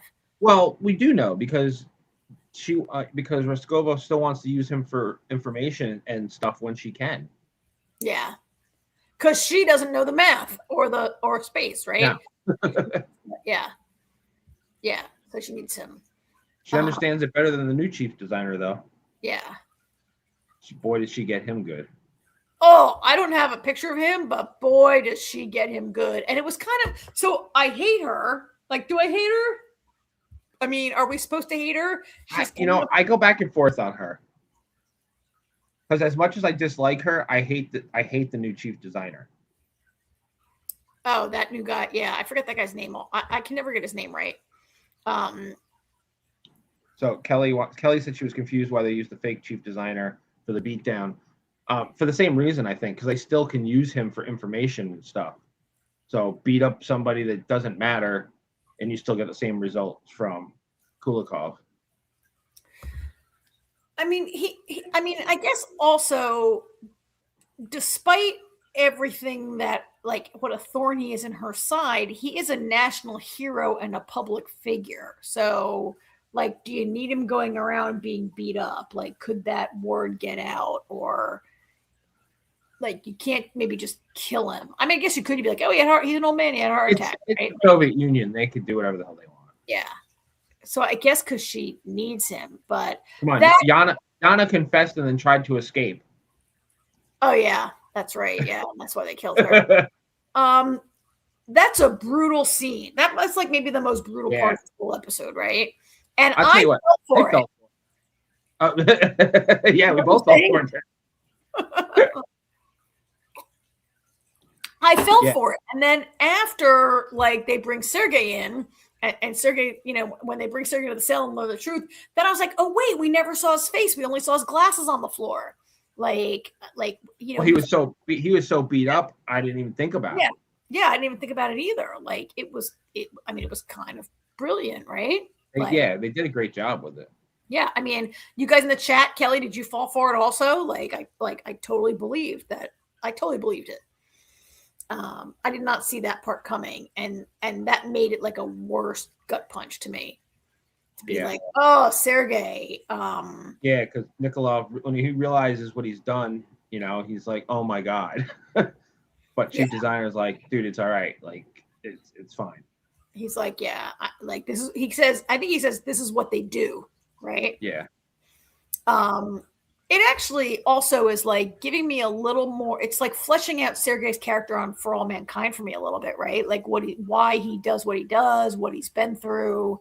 Like they've been like Roscova, and I guess the rest of the CIA has owned him since he was a little engineer in the 70s, in 71, 72, whenever this is, right? Like to think like Sergei, like when we meet him, he's been owned by the KGB really for 30 years already when we meet him, right? Yeah. It's terrible. But Raskova, we got a comment. Maybe Kelly answered. Yeah, Kelly says, yeah, I for sure fell for it. Good, not just us.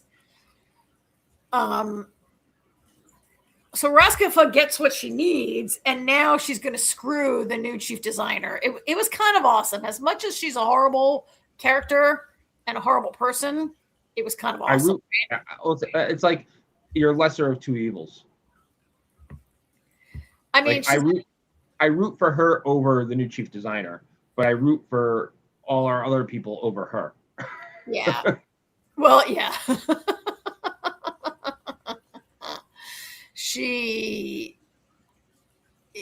I love how she gets the upper hand on him. He's kind of a bozo. He's just in there for political reasons, although we don't really know how she got in there either, right? You wouldn't really know why she. Well, she's a soldier. You know, I think she's definitely earned her position. Yeah. Especially considering the fact that she's a woman, she definitely busted her ass to get it. She's a woman in power in the 70s. Yeah.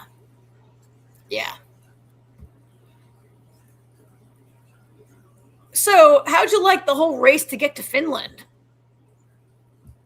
That was fun. That was exciting. I love the back and forth. They show the new chief designer, and he's like, "Where are they? What do you mean they're not here?" I was like, aha, she didn't tell him. I love when that guy has to come to him and he's been like, they're off course. What do you mean they're off course? They're not landing here. And then like he's in Kazakhstan, they're going to Finland. There's no way.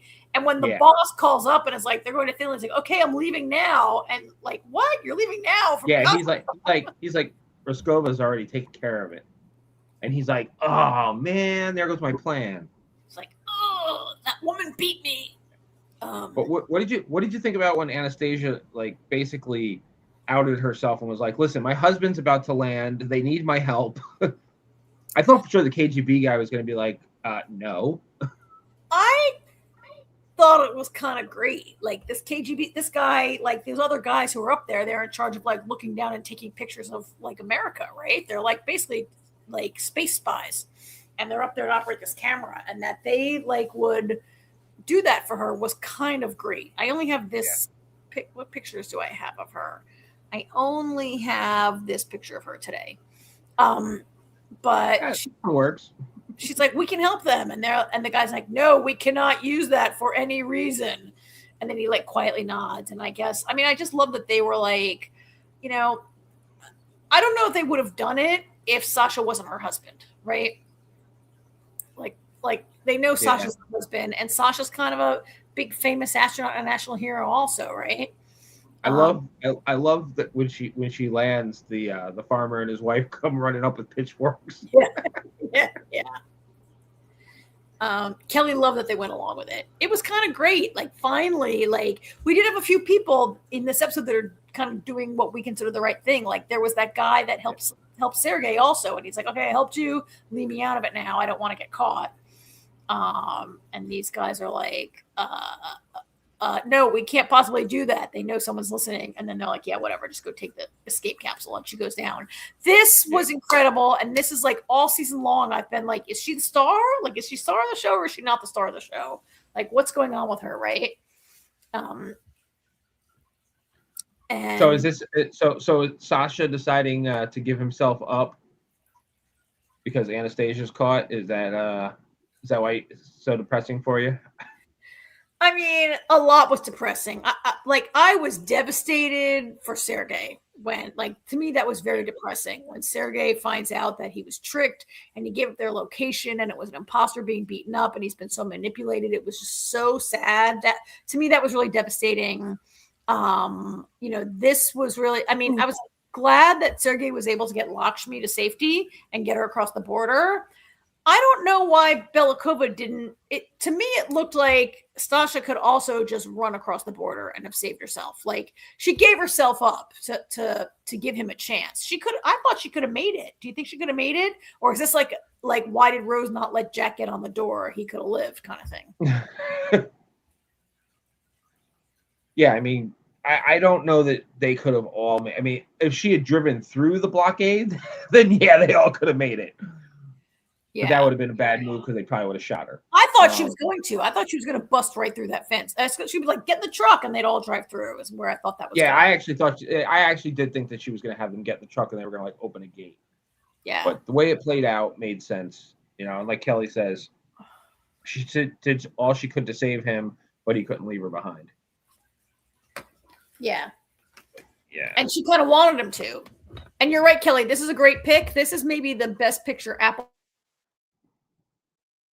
has ever put on any of their press drops ever. It's awesome with those flowers. Yeah, I think like they both were trying to sacrifice for each other, right? Like she was like, you run, I'll stay here, let them get me, give you the chance to get away instead of them both. It's more important for him to get away than for them to get away together, right? I think her thought process was kind of like, since the world already thought he was dead, it's easier to kill him. Whereas she's a national treasure. So maybe she had some wiggle room. Oh, she's not only a national treasure, she's like a global celebrity, right? Yeah. I tell you one thing though. when the KGB, when they were shooting at them running across the field, I thought, oh, good, they employed stormtroopers. Because I'm sorry, they're in a wide open field and they didn't even come close to shooting them. No, I don't know why they got what's her name, Lakshmi in the leg, right? Yeah. And that was it. Yeah. Like there's some bad shots. Like it's a wide open field. Like there's no cover. Yeah. And they can't hit them. I guess they have crappy rifles and they're not well trained, but they're stormtroopers. Yeah, they're stormtroopers. They can't hit anything.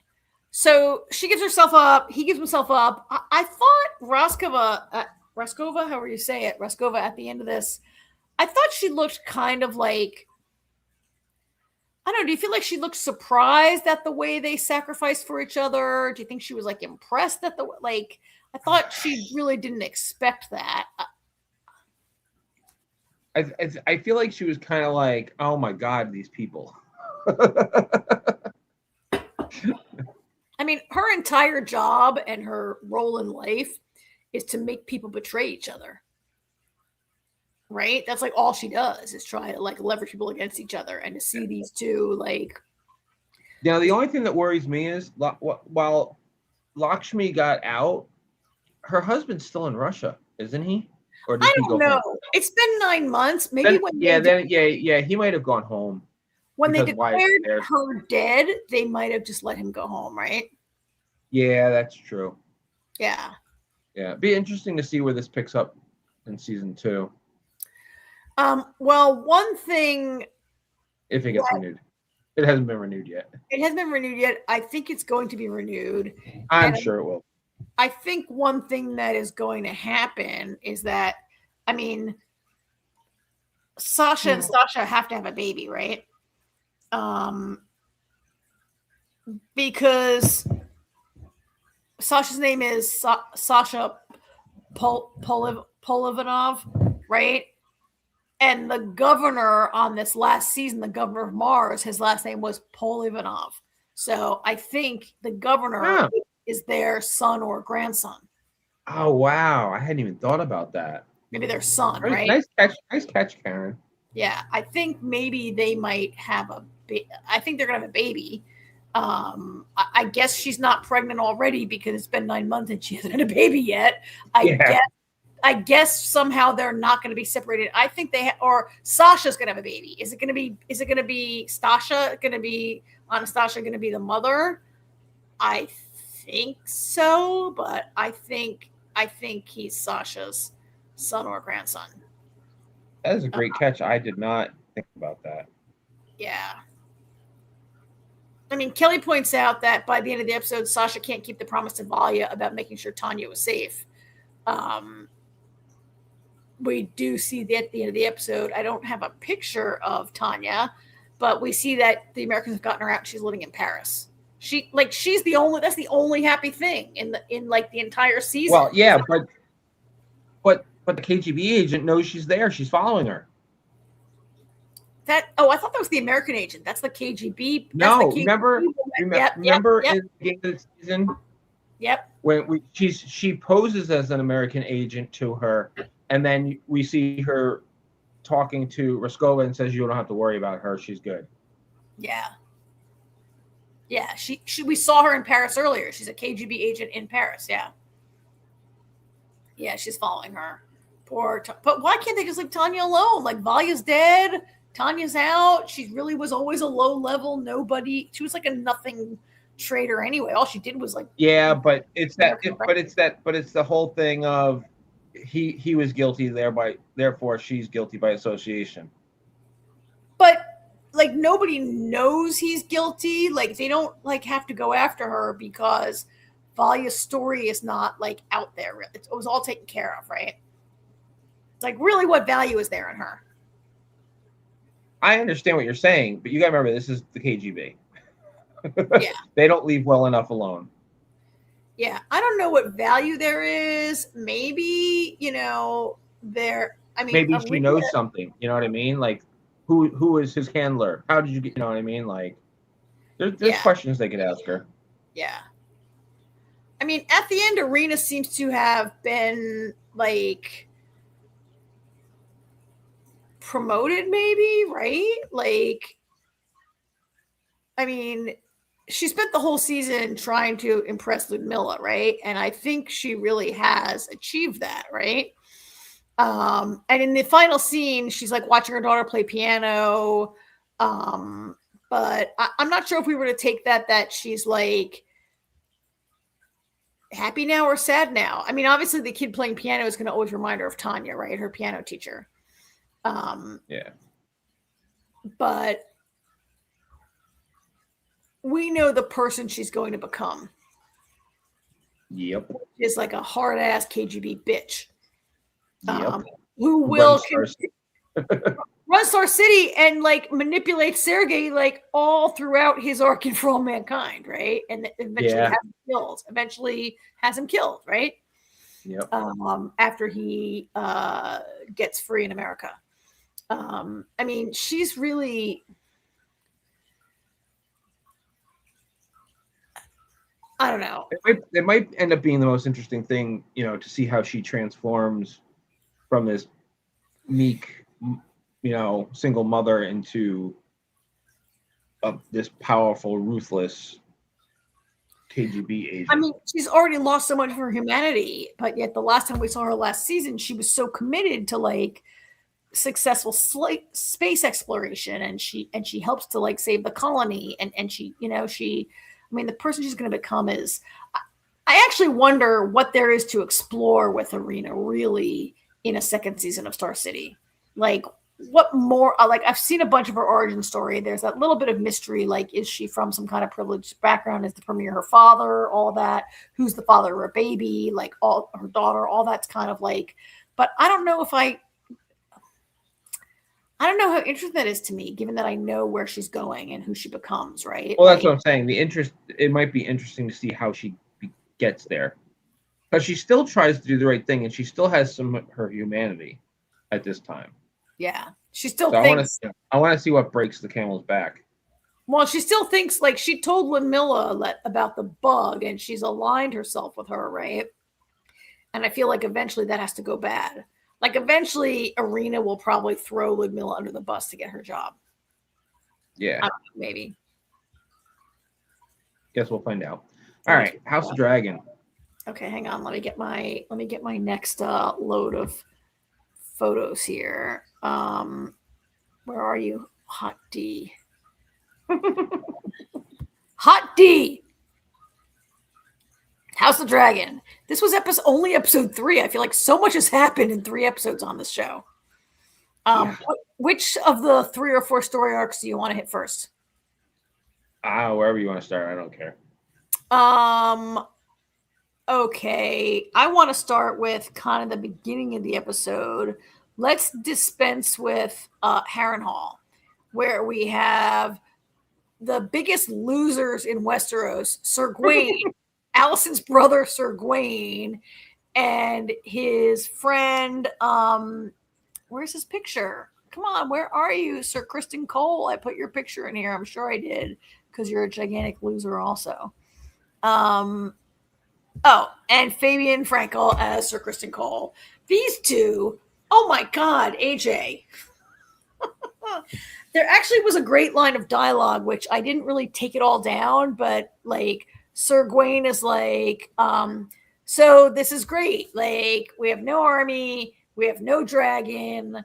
They didn't know at first that Rhaenyra had taken over, right? Like, these guys, and Gawain is like, why don't we just go home, right? Like, or why don't we just go? No, he doesn't want to go home. He wants to go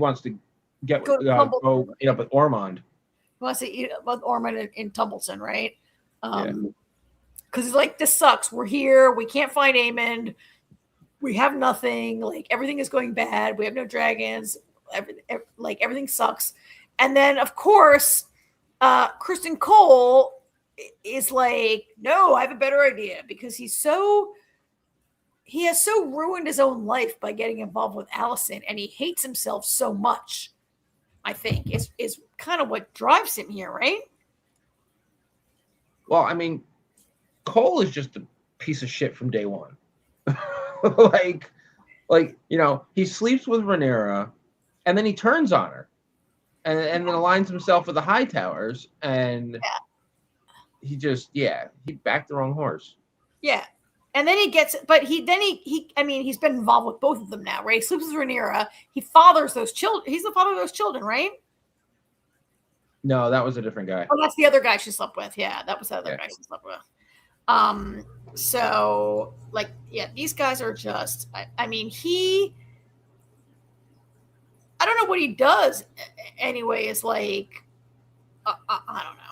He's the biggest loser on the show. He's just he is just, this guy. He might be the weakest hand in the history of Westeros. I think he is, right? Like, he's really, I mean, he's the worst. He is the worst. And they're like, but his plan is like, no, we're gonna get the throne back. Right? They won't see us coming. Yeah. He wants to go like keep the river scum from reaching King's Landing. He still has Yeah. this idea that he's got some noble mission there and that he can somehow redeem himself by like being of great service. When this guy needs to just like retire and just go like hide out in a cave somewhere because he's the worst. I hate this guy. Remember how much I hated him in season 1 and it all came back to me. Yeah. This guy. And poor Sir Gawain is like stuck being his like partner in crime. This guy clearly just wants to like give it up. Right? He's like, let's just go over, join the other guy. Let's go back with the high towers and let me just not have to be out here. So, and the other person they find there is Alice, who has very little to do in this episode, but look awesome in this picture. And she gets to give them the news, right? That Rhaenyra is taking King's Landing. It's kind of awesome. She's like, oh, you haven't heard? They got King's Landing. It was pretty fantastic. She hasn't really done that much. I kind of love her, and I'm waiting for her to like really like go bad witch on them at some point. So there was that. Okay, next storyline. Let's take the buddy comedy. Oh, the insufferable twit. The odd couple out on the road together. So these two have gone and gotten themselves jobs. Sort of. Aegon. Oh my god, he is so fucking dumb. Well, Aegon. He tries to get them killed every day. He's so fucking arrogant.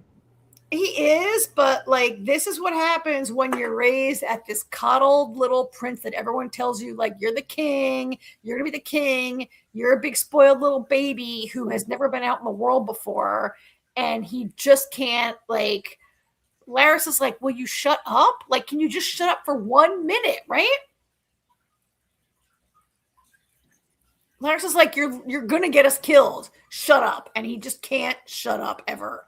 And he says things like, how dare you speak to me like that? I will have you killed. And Laris is like, we're supposed to be like homeless losers. I should say homeless people are not losers. I should not have said that.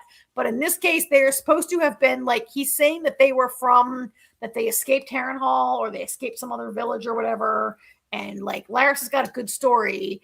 And then like Aegon has to go acting like a king all the time. He's a total like every time I feel a little sorry for him and I think like, ooh, this is going to be good when he like, then he acts like an ass. And I'm like, please, can you? Yeah, I've never felt bad for Aegon.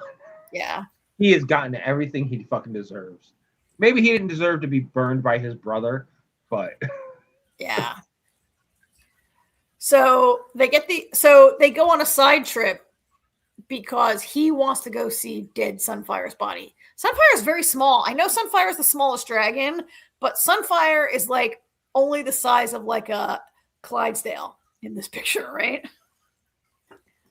Is Sunfire really that small? What? Is Sunfire really that small? I think it's the way it was shot, partly. I mean, Sunfire is not the smallest dragon, but not anywhere near the biggest one either. I mean, Sunfire's like just a big like Sunfire looks really small in this picture, right? So I think you're right. I think you're right. It's this picture. There were some. This is the one HBO gave us, but I think in some other shots he looked bigger, right? Yeah. So here's my question for you. Do you think Aegon is just wishful thinking, or do you think Aegon feels something when he says that Sunfire's not dead? Oh, I think 100% Sunfire's not dead. I don't see them writing a storyline where he says he's not dead, but he's actually dead. Like, what? I think, like, if he was able to sit there by himself and talk High Valyrian, I kind of thought the eye might open, actually, in this scene. Well, something that I noticed, and I don't know if it was continuity error, but as in your shot here, it's Sunfire's mouth is open, and there's another shot in this whole same scene where the mouth is closed. Really? Yeah. That must be an error because people would have noticed the dragon closing its mouth, right? I think he's going to be alive. I don't really know that much about dragons and if they can like. I mean, I feel like this is like a Queen of the Damned scenario where the statue of Akasha comes back to life, right? We have a little spoiler in the chat there, which is. But hey, Neo, we don't talk book here unless something has already happened. I mean, Kelly thinks that Sunfire is supposed to be around the same size as Cyrax, who is Damon's Matt Smith's dragon. Damon, right? Damon's dragon. I think this is a bad picture. I think it looked bigger in some other shots, but and yes, Kelly also kept waiting for the eye to open too, and Kelly agrees that he's not dead. Neo, I agree with you. I think AJ said it last week. I did not. I think you said previously. I said. Okay. I think you what I said last week was, and this is because I didn't realize that Sunfire was supposed to be dead. I thought Sunfire was still in the woods being tended to. Oh, and then, I thought that's where we left off. Okay. I never said. I never said what Neo just said. Well, this is another scene where Aegon almost gets them killed because he starts speaking High Valyrian to the dragon. And now, to be fair, this.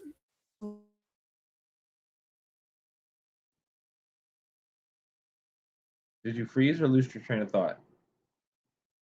And Laris is like, oh, he's simple. Don't listen to him. He's simple. Rhaenyra's dragon is not Cyrax. What's Rhaenyra's dragon? Correct. Rhaenyra's dragon is Cyrax. Damon's dragon is Syrax's. Correct. Oh, thank you, Kelly, for correcting me there. So he almost gives them away. Laris is like, what is wrong with you? It's dead. Come on. It's dead. Come on. I mean, I guess Laris probably doesn't understand that dragons can be. I mean, dragon eggs can be for like a piece of stone for like 500 years, and you put them in fire and they like come to life and become a dragon, right? So I feel like this dragon can look like he's dead and turn to stone. And, you know, I look, it's a giant reptile with a really low metabolism. And I don't know what would bring a dragon back to life. It's not, you know, like a vampire has to drink blood. Like, what is a dragon? Maybe it just has to slumber, but I feel like this dragon is coming back. I think we all agree on that. So then they go get their jobs, and HBO didn't give us a picture of it, so I'm going here, but Aegon almost gets them killed, and again, the mean boss makes Aegon kiss his feet, which are covered with mud and probably poop. Shit. I'm pretty sure they're covered in shit. Yeah. Now, because I gotta say, their job, these two buckets, I'm pointing at these buckets like you can see me pointing. Their job is carrying buckets of piss to the tanner because it's like acidic for the tanner to use to tan hides. Now, I really thought the scene when he told him to kiss his boots, I really thought Aegon was going to pretend to start doing it and try and overpower him. I was really surprised to see Aegon actually kiss his boot. Yeah, I mean, Aegon, when you threaten Aegon with a knife, I guess he's a little, you know, he's going to... Yeah, his tune changes. I was interested in the part also. So earlier in the episode, we see them walking. They're walking to find Sunfire or whatever. And I was like, oh, look at Aegon. He's doing a little better. He's off the milk of the poppy. He's moving a little better. But in that scene where he had to kiss the boots, you can see the pain he has in trying to bend down. He's still very... physically decrepit.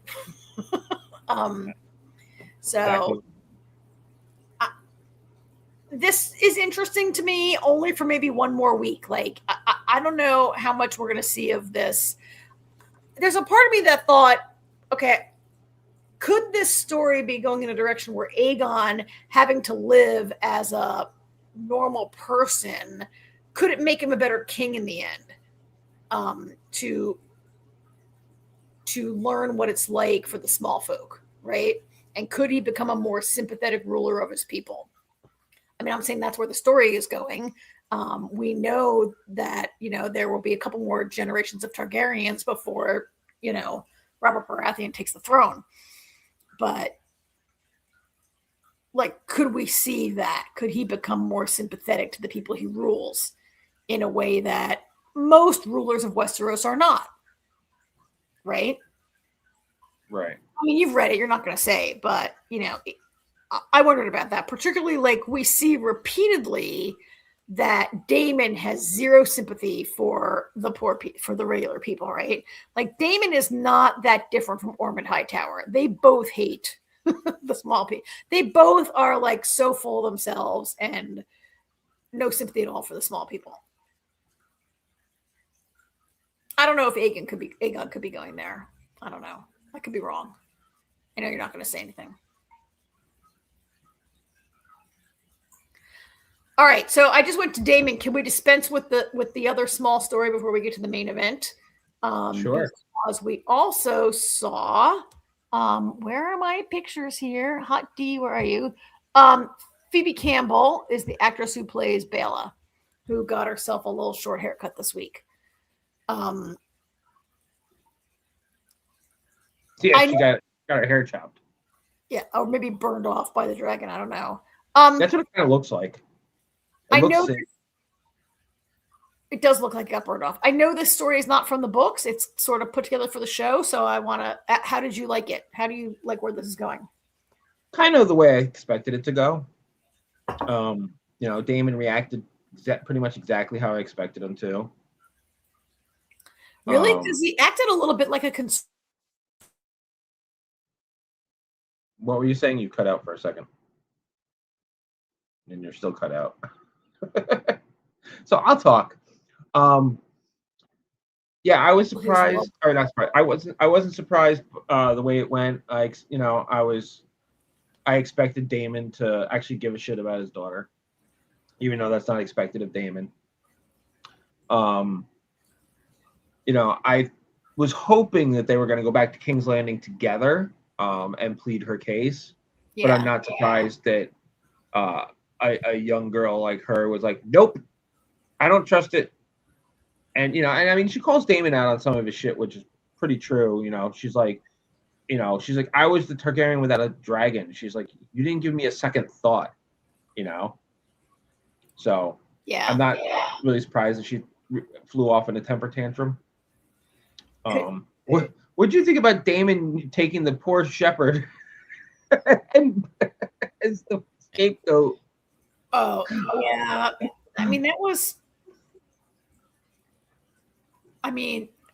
That's terrible, right? That means he chopped an innocent guy's head off to protect his daughter, which is which is kind of nice, but I guess poor shepherd. Innocent shepherd. Excuse me. Bless you. Thank you. The real reason he went there to see Lady Jane, right? Lady Jane Arryn is the Lady of the Vale, which I love that the Vale is always run by a lady, right? It's in the north. The Vale's in the north, right? That's why a woman can rule. The far north. Yeah. Yeah. Kind of like northwest. Yeah. He really went there to ask for a bunch of money, and she gave a bunch of money. Yep. She's like, do you promise to get out of here? He's like, I'll get out of here and leave you alone if you give me a bunch of money. And she's like, okay, fine. She never lets on that she knows Bella is there, and Bella never lets on that she has basically pledged herself and Sheepstealer to protect the Vale, right? That's still a thing, right? I would think so. I don't know how how does Daemon think that no one's ever going to find out? Sheepstealer is a giant dragon that eats a lot of sheep, and Bella is going to ride him around the two of them are not going to hide in a cave forever, right? Does he think that she has no intention of riding her dragon around? And I don't know what he thinks is going to happen. Nobody's found out to this point. So it hasn't been that long. It's been a couple months, right? And she's been taming the dragon all this time. Dragon still been a couple months that nobody knew. But in last week's episode, the dragon wasn't fully tame yet. In this episode, that dragon is tamed now, right? Right, but that's what I'm saying. The Vale's like like Lady Jane said, the Vale's a big place. Yeah, and it's kind of out of the way. Like nobody goes to the Vale on purpose. Which makes me wonder where this story is even gonna go. Because Damon, clearly is protecting his daughter, and it's kind of a closed story. But I feel like she's got to show up at some point for some reason. Well, I'll tell you where I think it's going. I think Rhaenyra is eventually going to need another dragon, and Damon's going to be like, okay, I actually know where we can get one, but let me tell you, and Rhaenyra's going to have to put aside her feelings about Bella, and Bella didn't mean it, right? I think eventually Rhaenyra is dead. Yeah, no, Rhaenyra. This is Rhaenyra. Bella is her sister. This is Bella. No, this is Rhaenyra. Oh, Bella is the other sister. Yeah, this is Rhaenyra. Yeah. Bella is the one that was betrothed to Jace. Yeah. I think Rhaenyra is eventually going to need another dragon, a big-ass dragon, a dragon rider. Because, look, the dragons are going to die by attrition. It's the Dance of the Dragons. We know by the end of it the dragons are all dead, right? Like, I assume Rhaenyra's going to eventually need a dragon, and so, Damon's going to be like, okay, I know where we can get a dragon, but there's a little hitch in this whole thing. And Rhaenyra's going to have to accept her. That's where I think it's going, because the dragons. I have no idea because this is a whole new storyline. Yeah, I think she's going to eventually have to be accepted, and if Rhaenyra can accept the dragon seeds, who are all, some of them are bozos, some of them are good, some only one of them's a bozo. Two of them are. I mean, no, Ulf turns out to be a bozo in this episode. Ulf is a bozo without a doubt. Yeah, I mean, Adam is good, right? Adam's good, and so is Hammer. But Ulf is Ulf is an idiot. All right, so let's go to the main storyline, which is Rhaenyra's. Last week she had 99 problems. This week she has 97 problems, right?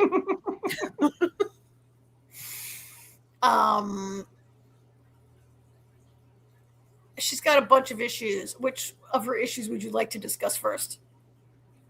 You know what? I'm just going to jump to this one because it's on my mind because I had a problem with this one. I said I'm going to jump to this one because I had a problem with this one. Okay. Wait, what? You just said she and then you dropped out.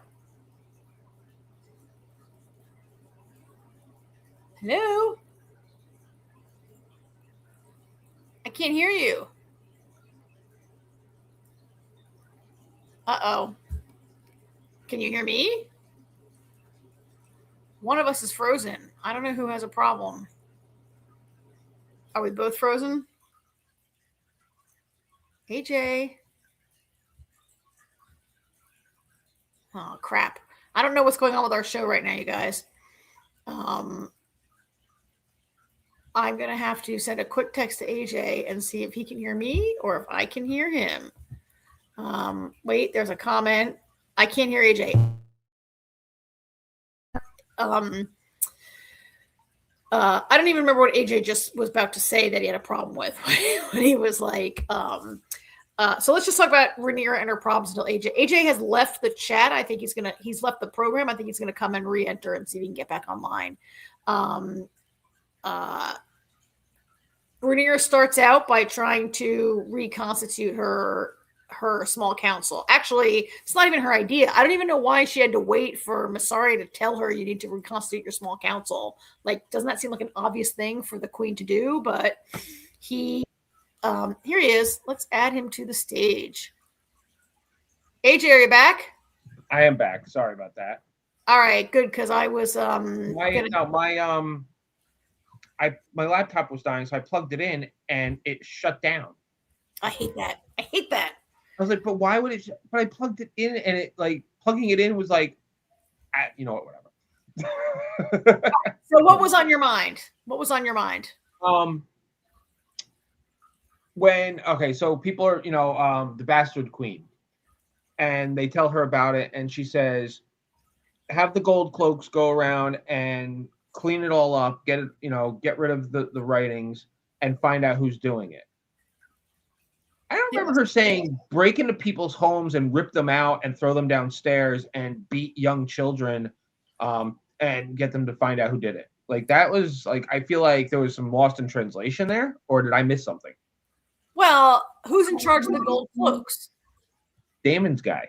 Damon is. And Damon is the kind of person who, like, he has expressed in the last 2 episodes, they've made a point of him expressing a lot of disdain for the small folk and being, you know, he thinks the small folk are just there for, like, I don't know why he thinks they're there. He might think the whole ruling the place would be better if you didn't have to rule people. I mean, I'm not surprised that Damon would send them with a harsher. I don't know. Yeah, but it wasn't Damon that she told to send the message. It was her private night that she has with her that she tells, and she just, you know, Damon shouldn't even be involved in this conversation. She says to go to the, you know, the head of the Golden Cloaks, whatever his name is, I forget. I forgot the guy's name, but all right, yeah. they were created. It just surprised me because I was just like, this is not how she's going to win people over. Like, you're right. Maybe Rhaenyra needs to learn that you need to tell those guys, like, go figure it out, but don't crack heads, don't murder people, don't right? Like she's also a little like this is a little Rhaenyra-ish. Like in last week's episode, she was all like, I need my coronation. What do you mean there's no money? What? Blah, blah, blah. And this week she's a little bit like, what? People are writing bad slogans about me. Let's shut that down. Like any seditious behavior. Like this is like Donald Trump when somebody writes a mean tweet, he tries to get the Justice Department to arrest them, right? But you know what's funny? Her bastards are dead. Her other children are Damon's. Actually, you're right. Yeah. So we do thank you, letting us Luther Largent. Yes. Damon had nothing to do with this. She needs to be more specific with the commands that she gives, right? Like go out there and don't like hurt people. Those guys are a problem. You know, when you were off the screen, I was talking about another problem she has, which is she has the small council meeting. There's like one person there. I don't know why it requires Misseri to be like, you know what would help? If you appointed some counselors. Like, why don't you put some people on the small council? And she says, like, what we really need is a master of coin, because then there's someone you can blame for us not having any money. Which she's very good. Sorry, I mean, they call her the White Worm, right? She's really smart and good. Yes, she is. She's the smartest person out of all of them. I think she's smarter than Damon. She's smarter than Rhaenyra. She's the smartest person in the room. And she's like, Rhaenyra, why don't you go and get a small council? So then she has this gallery of like people who are like, so the Maester, she's like, the Maester says something smart this week also, right? I forget what he says. What does the Maester say? That she's like, you know what? You can hang around and be the head Maester as long as you're useful. Oh, he's the guy who he tells her some stuff about the high towers, I think, right? He gives her some, maybe somebody in the chat remembers, he has an important piece of information that she's like, okay, you can stick around. Oh, thank you, Kelly. Joffrey Valerian is the guy's name, the guy who's the head of the Gold Cloaks, right? Or the head of her command that she sends out to go to her guy. No, oh shit, I forgot Joffrey was still alive.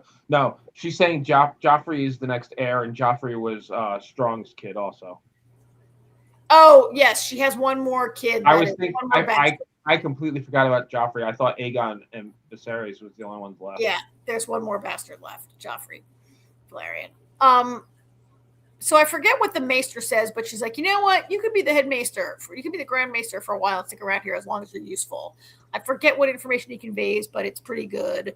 You know, she keeps Misseri around. Now she's going to go ask like Corlys. She wants Corlys as the hand, right? And she's like, where's my hand? And Corlys is pretty much done with her. Well, she doesn't want Corlys to be the hand. Corlys is her hand. Yeah, well, and she wants him to show up. She's like, where's my hand? Get him in here, right? And he's done. He's like, I mean, he doesn't say I won't be the hand, but he's kind of done with it. He's mad at her. and he's also like wants to go off and have a fight or whatever. So he decides that he's going to send Alan in his stead, which I don't know if you can do that. Can you just be like, I'm the hand and I appoint this other guy to be the hand? Isn't not usually, but it's the times are a little rough. So well, who else does she have really? Like yeah. I mean, you don't really want Damon to be your hand.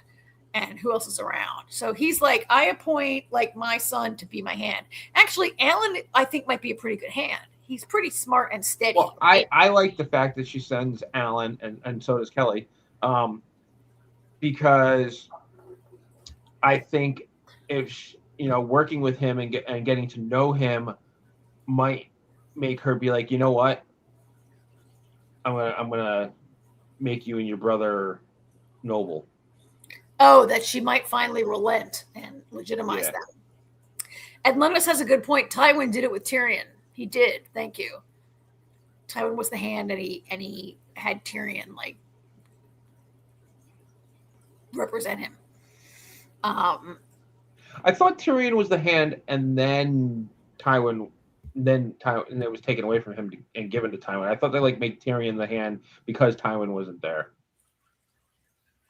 Well, that's kind of the same thing, right?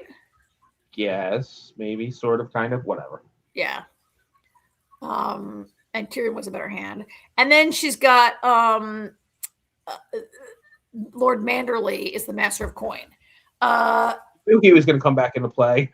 Well, yeah, because it's Dan Fogler, right? We knew that you were going to have this actor like never be seen again. Masseria wants him to be she suggests him almost as a patsy, right? But yeah. I think he might turn out to be pretty smart and good also. Or evil. I think he's smart enough to see that Rhaenyra is the one to be with. Yeah. So this is her council, right? So she's got those guys seem to not be that great. Then she's got a problem with her dragon seeds. We've got the whole Ulf thing. I don't know if that's in the book or not. Ulf being an idiot, yes. Well, Ulf goes to the pub and he tells all his bozo friends, like, I'm a dragon seed now. Like, I can, and he basically promises them all these favors from the queen. Yeah. And instead, she's like, you know what? You are confined to quarters. No more hanging out in the pub and running your mouth. He says to her, I think people would like you better if you showed a little mercy because people are suffering and you should give these guys pardons. And she doesn't, right? I think she doesn't. She's like, whatever, get out of here. You're confined. You no more. She skips that whole thing. And she's like, you've got a job to do. Go do it. Yeah, go. He's supposed to go fly to Tumbleton. And he wants to go to Tumbleton. His wife is in Tumbleton, right? No. So No. That's the other guy. That's the other guy. That's the Hammer. The Hammer's wife is in Tumbleton, right? Yeah. She's the one that gets attacked. Yes. So there's this whole so fast forward to Tumbleton. And I have a picture of where is everybody's favorite new big bad of the season. I mean, maybe I shouldn't call him that, but everybody. I don't know if I call him the big bad, but he's definitely a thorn. The latest adversary is where's your picture? I'm sorry, I'm scrolling through my pictures here. This is the picture from last week.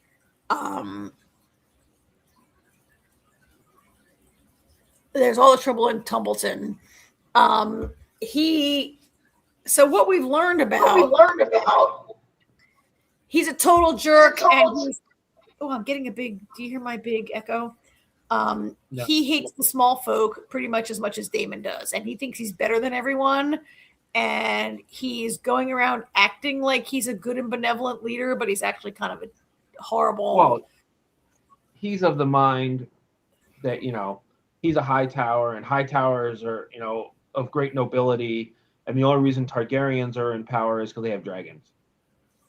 Which, I mean, that is the only reason that Targaryens. He's not wrong. He's not wrong. But he's like taken over, and he like goes and takes over like the Lord and Lady of Tumbleton, whoever they are, right? Like he takes their house, and there's that whole scene where he gets out of the bathtub naked, and he's presumably like showing his manhood around, trying to intimidate the house owners, and he's very like, he's a total jerk. But then he's like, I want my men to be on best behavior. So this shot is from the scene where Ormond like is like, oh yeah, sorry soldier, you shouldn't have tried to rape that woman. I'm gonna like you're being punished. Take these people and take care of them. And then he's pulled a fast one by the end of it, right? He's gonna have this guy killed after all. Yeah. Because he struck the soldier, right? Well, that's the excuse he gives. It's more about Darren. So we finally see the real Darren, who's a brunette. He's like he's a high tower, right? He looks high tower. Yeah, he looks like a high tower, not a Valerian. He seems like a nice kid, but he's being raised by this guy to be a jerk, right? I don't think Darren is really. Darren seems pretty horrified. Like, you know that scene where there's some bad news coming, and Darren says to the little page boy, he's like, "Get out, get out, get out." Yeah. He knows what's coming. So this bit where he decides to have the husband killed because he struck a soldier is really like a lesson for Darren. You're saying, and I agree, right? Yeah. Neo, Lord Butt Cheeks. And Kelly's right. Yes, this kid has seen some things and he knows what's coming, like the rage that's coming, the violence from this man. I was kind of surprised.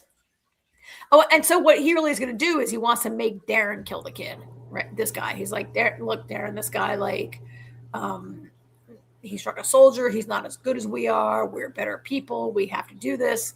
And he instructs Darren to kill the guy. I was kind of surprised Darren did. I wondered for a minute if Darren would refuse. And if Darren had the balls to be like, I'm prince. He's afraid of Ormond. Do you think Ormond would do something to him? He is an heir to the throne, right? And he is. I don't think that he would do, but he's so like, I don't think he would do anything to him, but I think that's only because I don't think he foresees Darren talking back to him. I mean, remember, he's literally raised Darren since he was little. Since he was like 5 years old, yeah. No. And I mean, this whole plan of Ormond is self-serving because, you know, if he's successful in his plot and gets Daemon on the throne, who do you think is going to be the hand? Well, just like Otto Hightower, right? This was exactly Otto Hightower's plan. That he would get his daughter in there, and and later his grandsons, he was going to be the hand. He was going to control them. This is exactly the same plan, I think. Pretty much, not for nothing. Every evil hand ever, this is their plan. Even Tywin, because a lot of times the hand has the true power. The hand always wants to get a little kid on the throne and then be the regent, basically, right? Yeah. And run the place. So this guy reveals himself to be pretty horrible. There's only one other kind of thing that really happens, which is Alicent.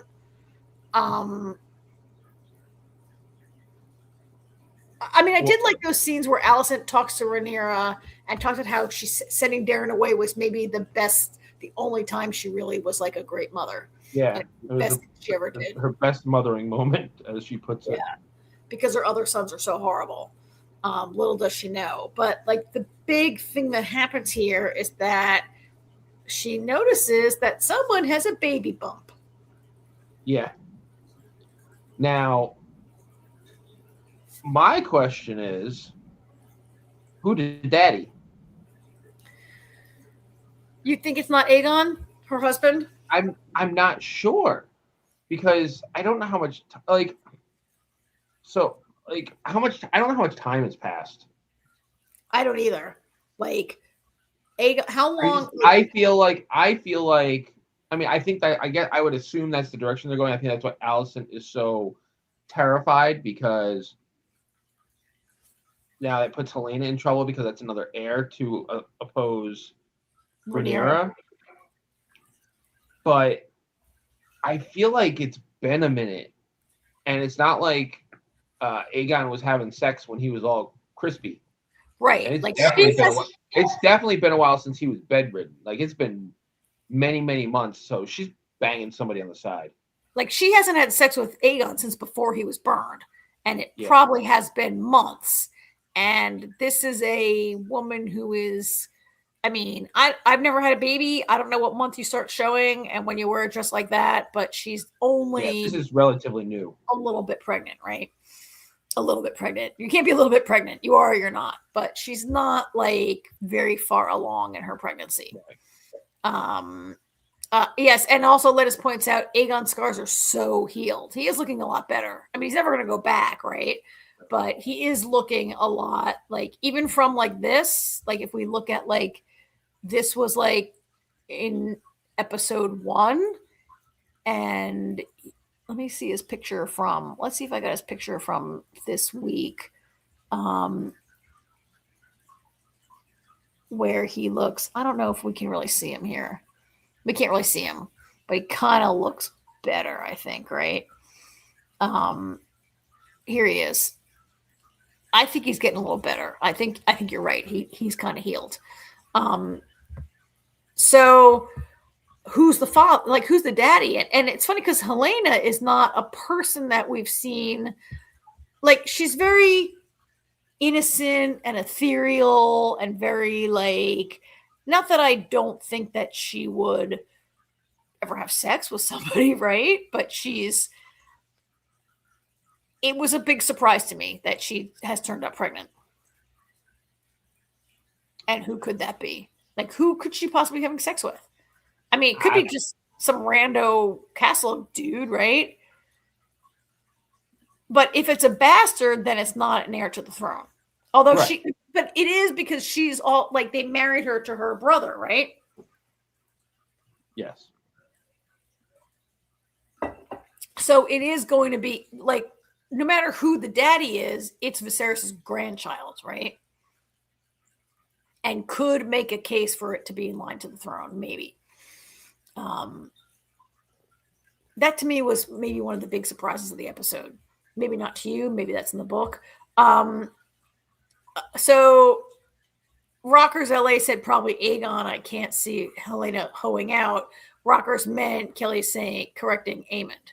Like, she's probably not having sex with Aegon. Rockers, maybe you meant, oh no, Aegon. Aegon's her husband. You think Kelly thinks she had sex with Aemond? That's interesting, Kelly. Ooh. Like, Rockers is like probably Aegon. He doesn't like Aemond. No, but that doesn't mean Aemond might not like. I know. Force himself on her, right? I think. So I guess. I mean, you both. All right. Let's. I guess it's okay for me to say this is not in the book, so your guess is as good as mine. Okay. I mean, I think you both have a good case. Aemond, Kelly has a point. Aemond even kissed his mom in a very creepy. He's got a crush on his. He's got a crush on his mommy. He doesn't care about his sister. I think a guy who's a crush on his mommy wouldn't think twice about forcing himself on his sister. He's a total psycho. I think they both are equally likely at this point. We have no idea. Aemond's been around more recently than Aegon has, is a good argument for Aemond, right? Like, she probably hasn't had sex with Aegon for a long time. She had, like, there's an opportunity, at least with Aemond more recently. Lita says, but he has a thing for older women, though. Yeah. Yeah. His younger sister doesn't do it for him. I don't know. I mean, I think right now all things are possible, right? Who has any idea? Except for Aegon. Aegon is not possible. Aegon's not possible, yeah. It's definitely not Aegon.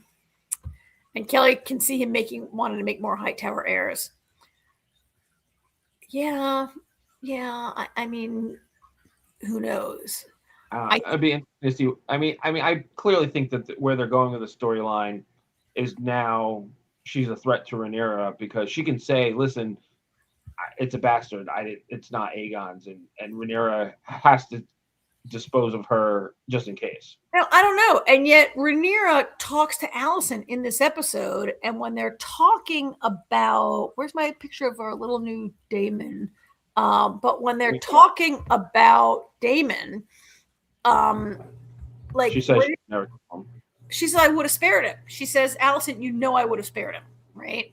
Like, I do think Rhaenyra is sensitive to the fact that they have, between them, lost so many children, and she doesn't really want to kill children.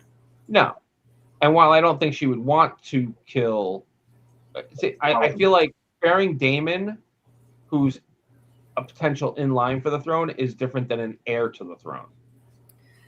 Well, why is Daemon not potential? Why he's an heir to the throne? He's the child of Viserys and Alicent. He has a claim equal to Aegon and Aemond. Except but Aegon. But I say it like that because Aegon was king, so therefore his children actually trump his brothers. So if Helena's baby is Aegon's son, it would be in line. Aegon's son or even daughter would be in line ahead of Daemon. Darren. And you have to assume it's Aegon's because you can't say out loud, who's your baby daddy, Queen. Queen Helena, who's your baby daddy? Obviously, it's King Aegon, right? Like, what are you going to say? Yeah. So really, Helena's child would be the presumptive heir to the throne right now, ahead of everybody else. Ahead even of Aegon. Are all her children dead, or they just killed one? They just killed one. She has that little baby that she's playing with. Still have, she should. Oh, that's right. It's a sister. The twin is a sister. Oh, it's right. Weren't the twins a boy and a girl? Did the show cut Mailer out? Didn't she should have had 3 children? I think Mailer was cut out. Maybe this is Mailer coming that she's pregnant with. I think Mailer was cut out. She had twins, and they killed the little boy. Yeah, they killed the boy. The little girl, they right? killed Aries. So I think if this was a boy baby, it would be ahead of its older sister, right? In line. Who knows? Well, that's a whole other can of worms. But anyway. Well, and you know, they have allowed in this show. I mean, the central conflict is that Viserys declared his daughter an heir, and many people, including our new Hightower dickhead, think a woman shouldn't lead, right? Well, think about how this whole show started. It was between Viserys and Rhaena. It was between Daemon and Rhaenyra, really. Like Daemon No. Think about how the show started. It was between Viserys and Corlys's wife, who was Rhaena. Rhaena? Rhaena? There's too many. These fucking names are similar. Corlys's wife had a claim to the throne at first. She actually had a better claim than Viserys, but it was always assumed that they gave it to Viserys because he was a man. Yeah. That's how this whole mess started. Yeah. All right. Well, pretty good episode, right? I mean, a lot of moving things around the table, but pretty good. It's so, the big thing for me, knowing what's coming, is trying to decide which things are actually going to happen this season and anxiously waiting for them to happen. Or will they put off for next season? Yeah, it's like, where are they going to fall? Yeah. Because, I mean, you figure, what is there? 8 episodes, right? So I think there's 8, yeah. And this was only 3. Wow, we still have 4 episodes left this season. This is episode 3. We have 5 episodes left. This was episode 3, right? No, this was 4. Nuh-uh. It was 3, wasn't it? It was 4. All right, if you say so. It says it right there at the top of the screen. It's episode 4. You are right. It's episode 4. Thank you. It says it right there. Jamie wrote 304. It does. I see it. Thank you. We have 4 more episodes. Even still, that's what I'm saying. Like, there's like a lot can happen in 4 episodes, and then you presume another 8 episodes in 2 years. Yes, and you have to remember that this show has the exact same theme so I cut it off. This piece of artwork, I had to cut it off to fit it, but over top of the Iron Throne here, it says "Win or Die" on the HBO artwork. And, so they're exactly the same. I mean, those are the words of Cersei Lannister in season 1 of Game of Thrones, right? When you play the Game of Thrones, you win or you die. And so, like, who is going to make it through? Like, I love Rhaenyra. She's our heroine right now. She's our protagonist. I do love her. I would like to see her rule. I don't think that she is going to win. I mean, actually, I kind of know, because I kind of know where from having read Game of Thrones, you kind of know the Targaryen line. But she needs to learn a lot really fast if she's going to hold on to this Iron Throne, which I think now that she's got it, she maybe doesn't even want it, right? Well, I don't. Not so much doesn't want it. It's more than she realized. More than what she realized it was. Yeah, and especially the way the state of affairs are that were left to her. Right. She thought she might be swanning around a palace all day with people like loving her and having all these people to do her shit for her, and now she realizes that she has to actually run the whole place. Like, sorry, you didn't know you were going to be the CEO, but you are. You thought you were going to, be the first. Yeah. So, anyway, it was pretty good. I'm looking forward to the rest of the season. Yeah, me too. So yeah. So, all right. All right, folks. I don't know if Jamie... pleasure with everybody in the chat. Yeah. I just texted Jamie, told her we're wrapping up. Okay. So she's right here. I don't know what else is going on her channel this week with other shows and watch parties. She said something about maybe something with Rum this week. I know she said that last night. Yeah. Friday she's planning on doing a watch party. Well, Thursday into Friday because. Sorry, hold on, I'm here. Oh, there she is. I'm getting there. I'm sitting back down. I was in the other room. We're looking at puppies. So. All right. You keep your parents up this late? Well, because we're looking at puppies. Trying to find what puppy we want. Well, it could take a while probably to find the right one. Yeah, it's hard to find them. Yeah, what did I miss? Sorry, you guys were talking about your other shows. We were saying like what else is up with what else is up this week? Yeah, I'm not sure if we're going to do anything Thursday or not. I know we'd kind of talked about it, but we hadn't really set anything in stone. But we will have a watch party Thursday night for Silo. If people want to see it Thursday night, I assume they will. And I never put Discord here, and I should have. If you're not a member of our Discord, make sure you join for a watch party and links. We had some new people in the chat. That's cool. Everybody remember to like and subscribe. Yes, please make sure you like the video, subscribe to Sci-Fi-Vision. I know people were asking about games we could do tonight, but I don't know if last minute there's enough people around. But if you guys want to play a game around, I could do that for a while. But yeah, let me know in Discord and we'll see. Otherwise, I will see everybody. Oh, that was your message. I was like, what's that? That's from you guys. But otherwise, I guess we'll see you guys on Monday for Silo, possibly Thursday for Rum or something, but just check Discord for. Always check Discord. Yes, that's the best way to find out updates. All right, guys. Well, everybody have a good night. And thank you for coming. Thank you, everyone. Good night. Everybody, good night. Good night.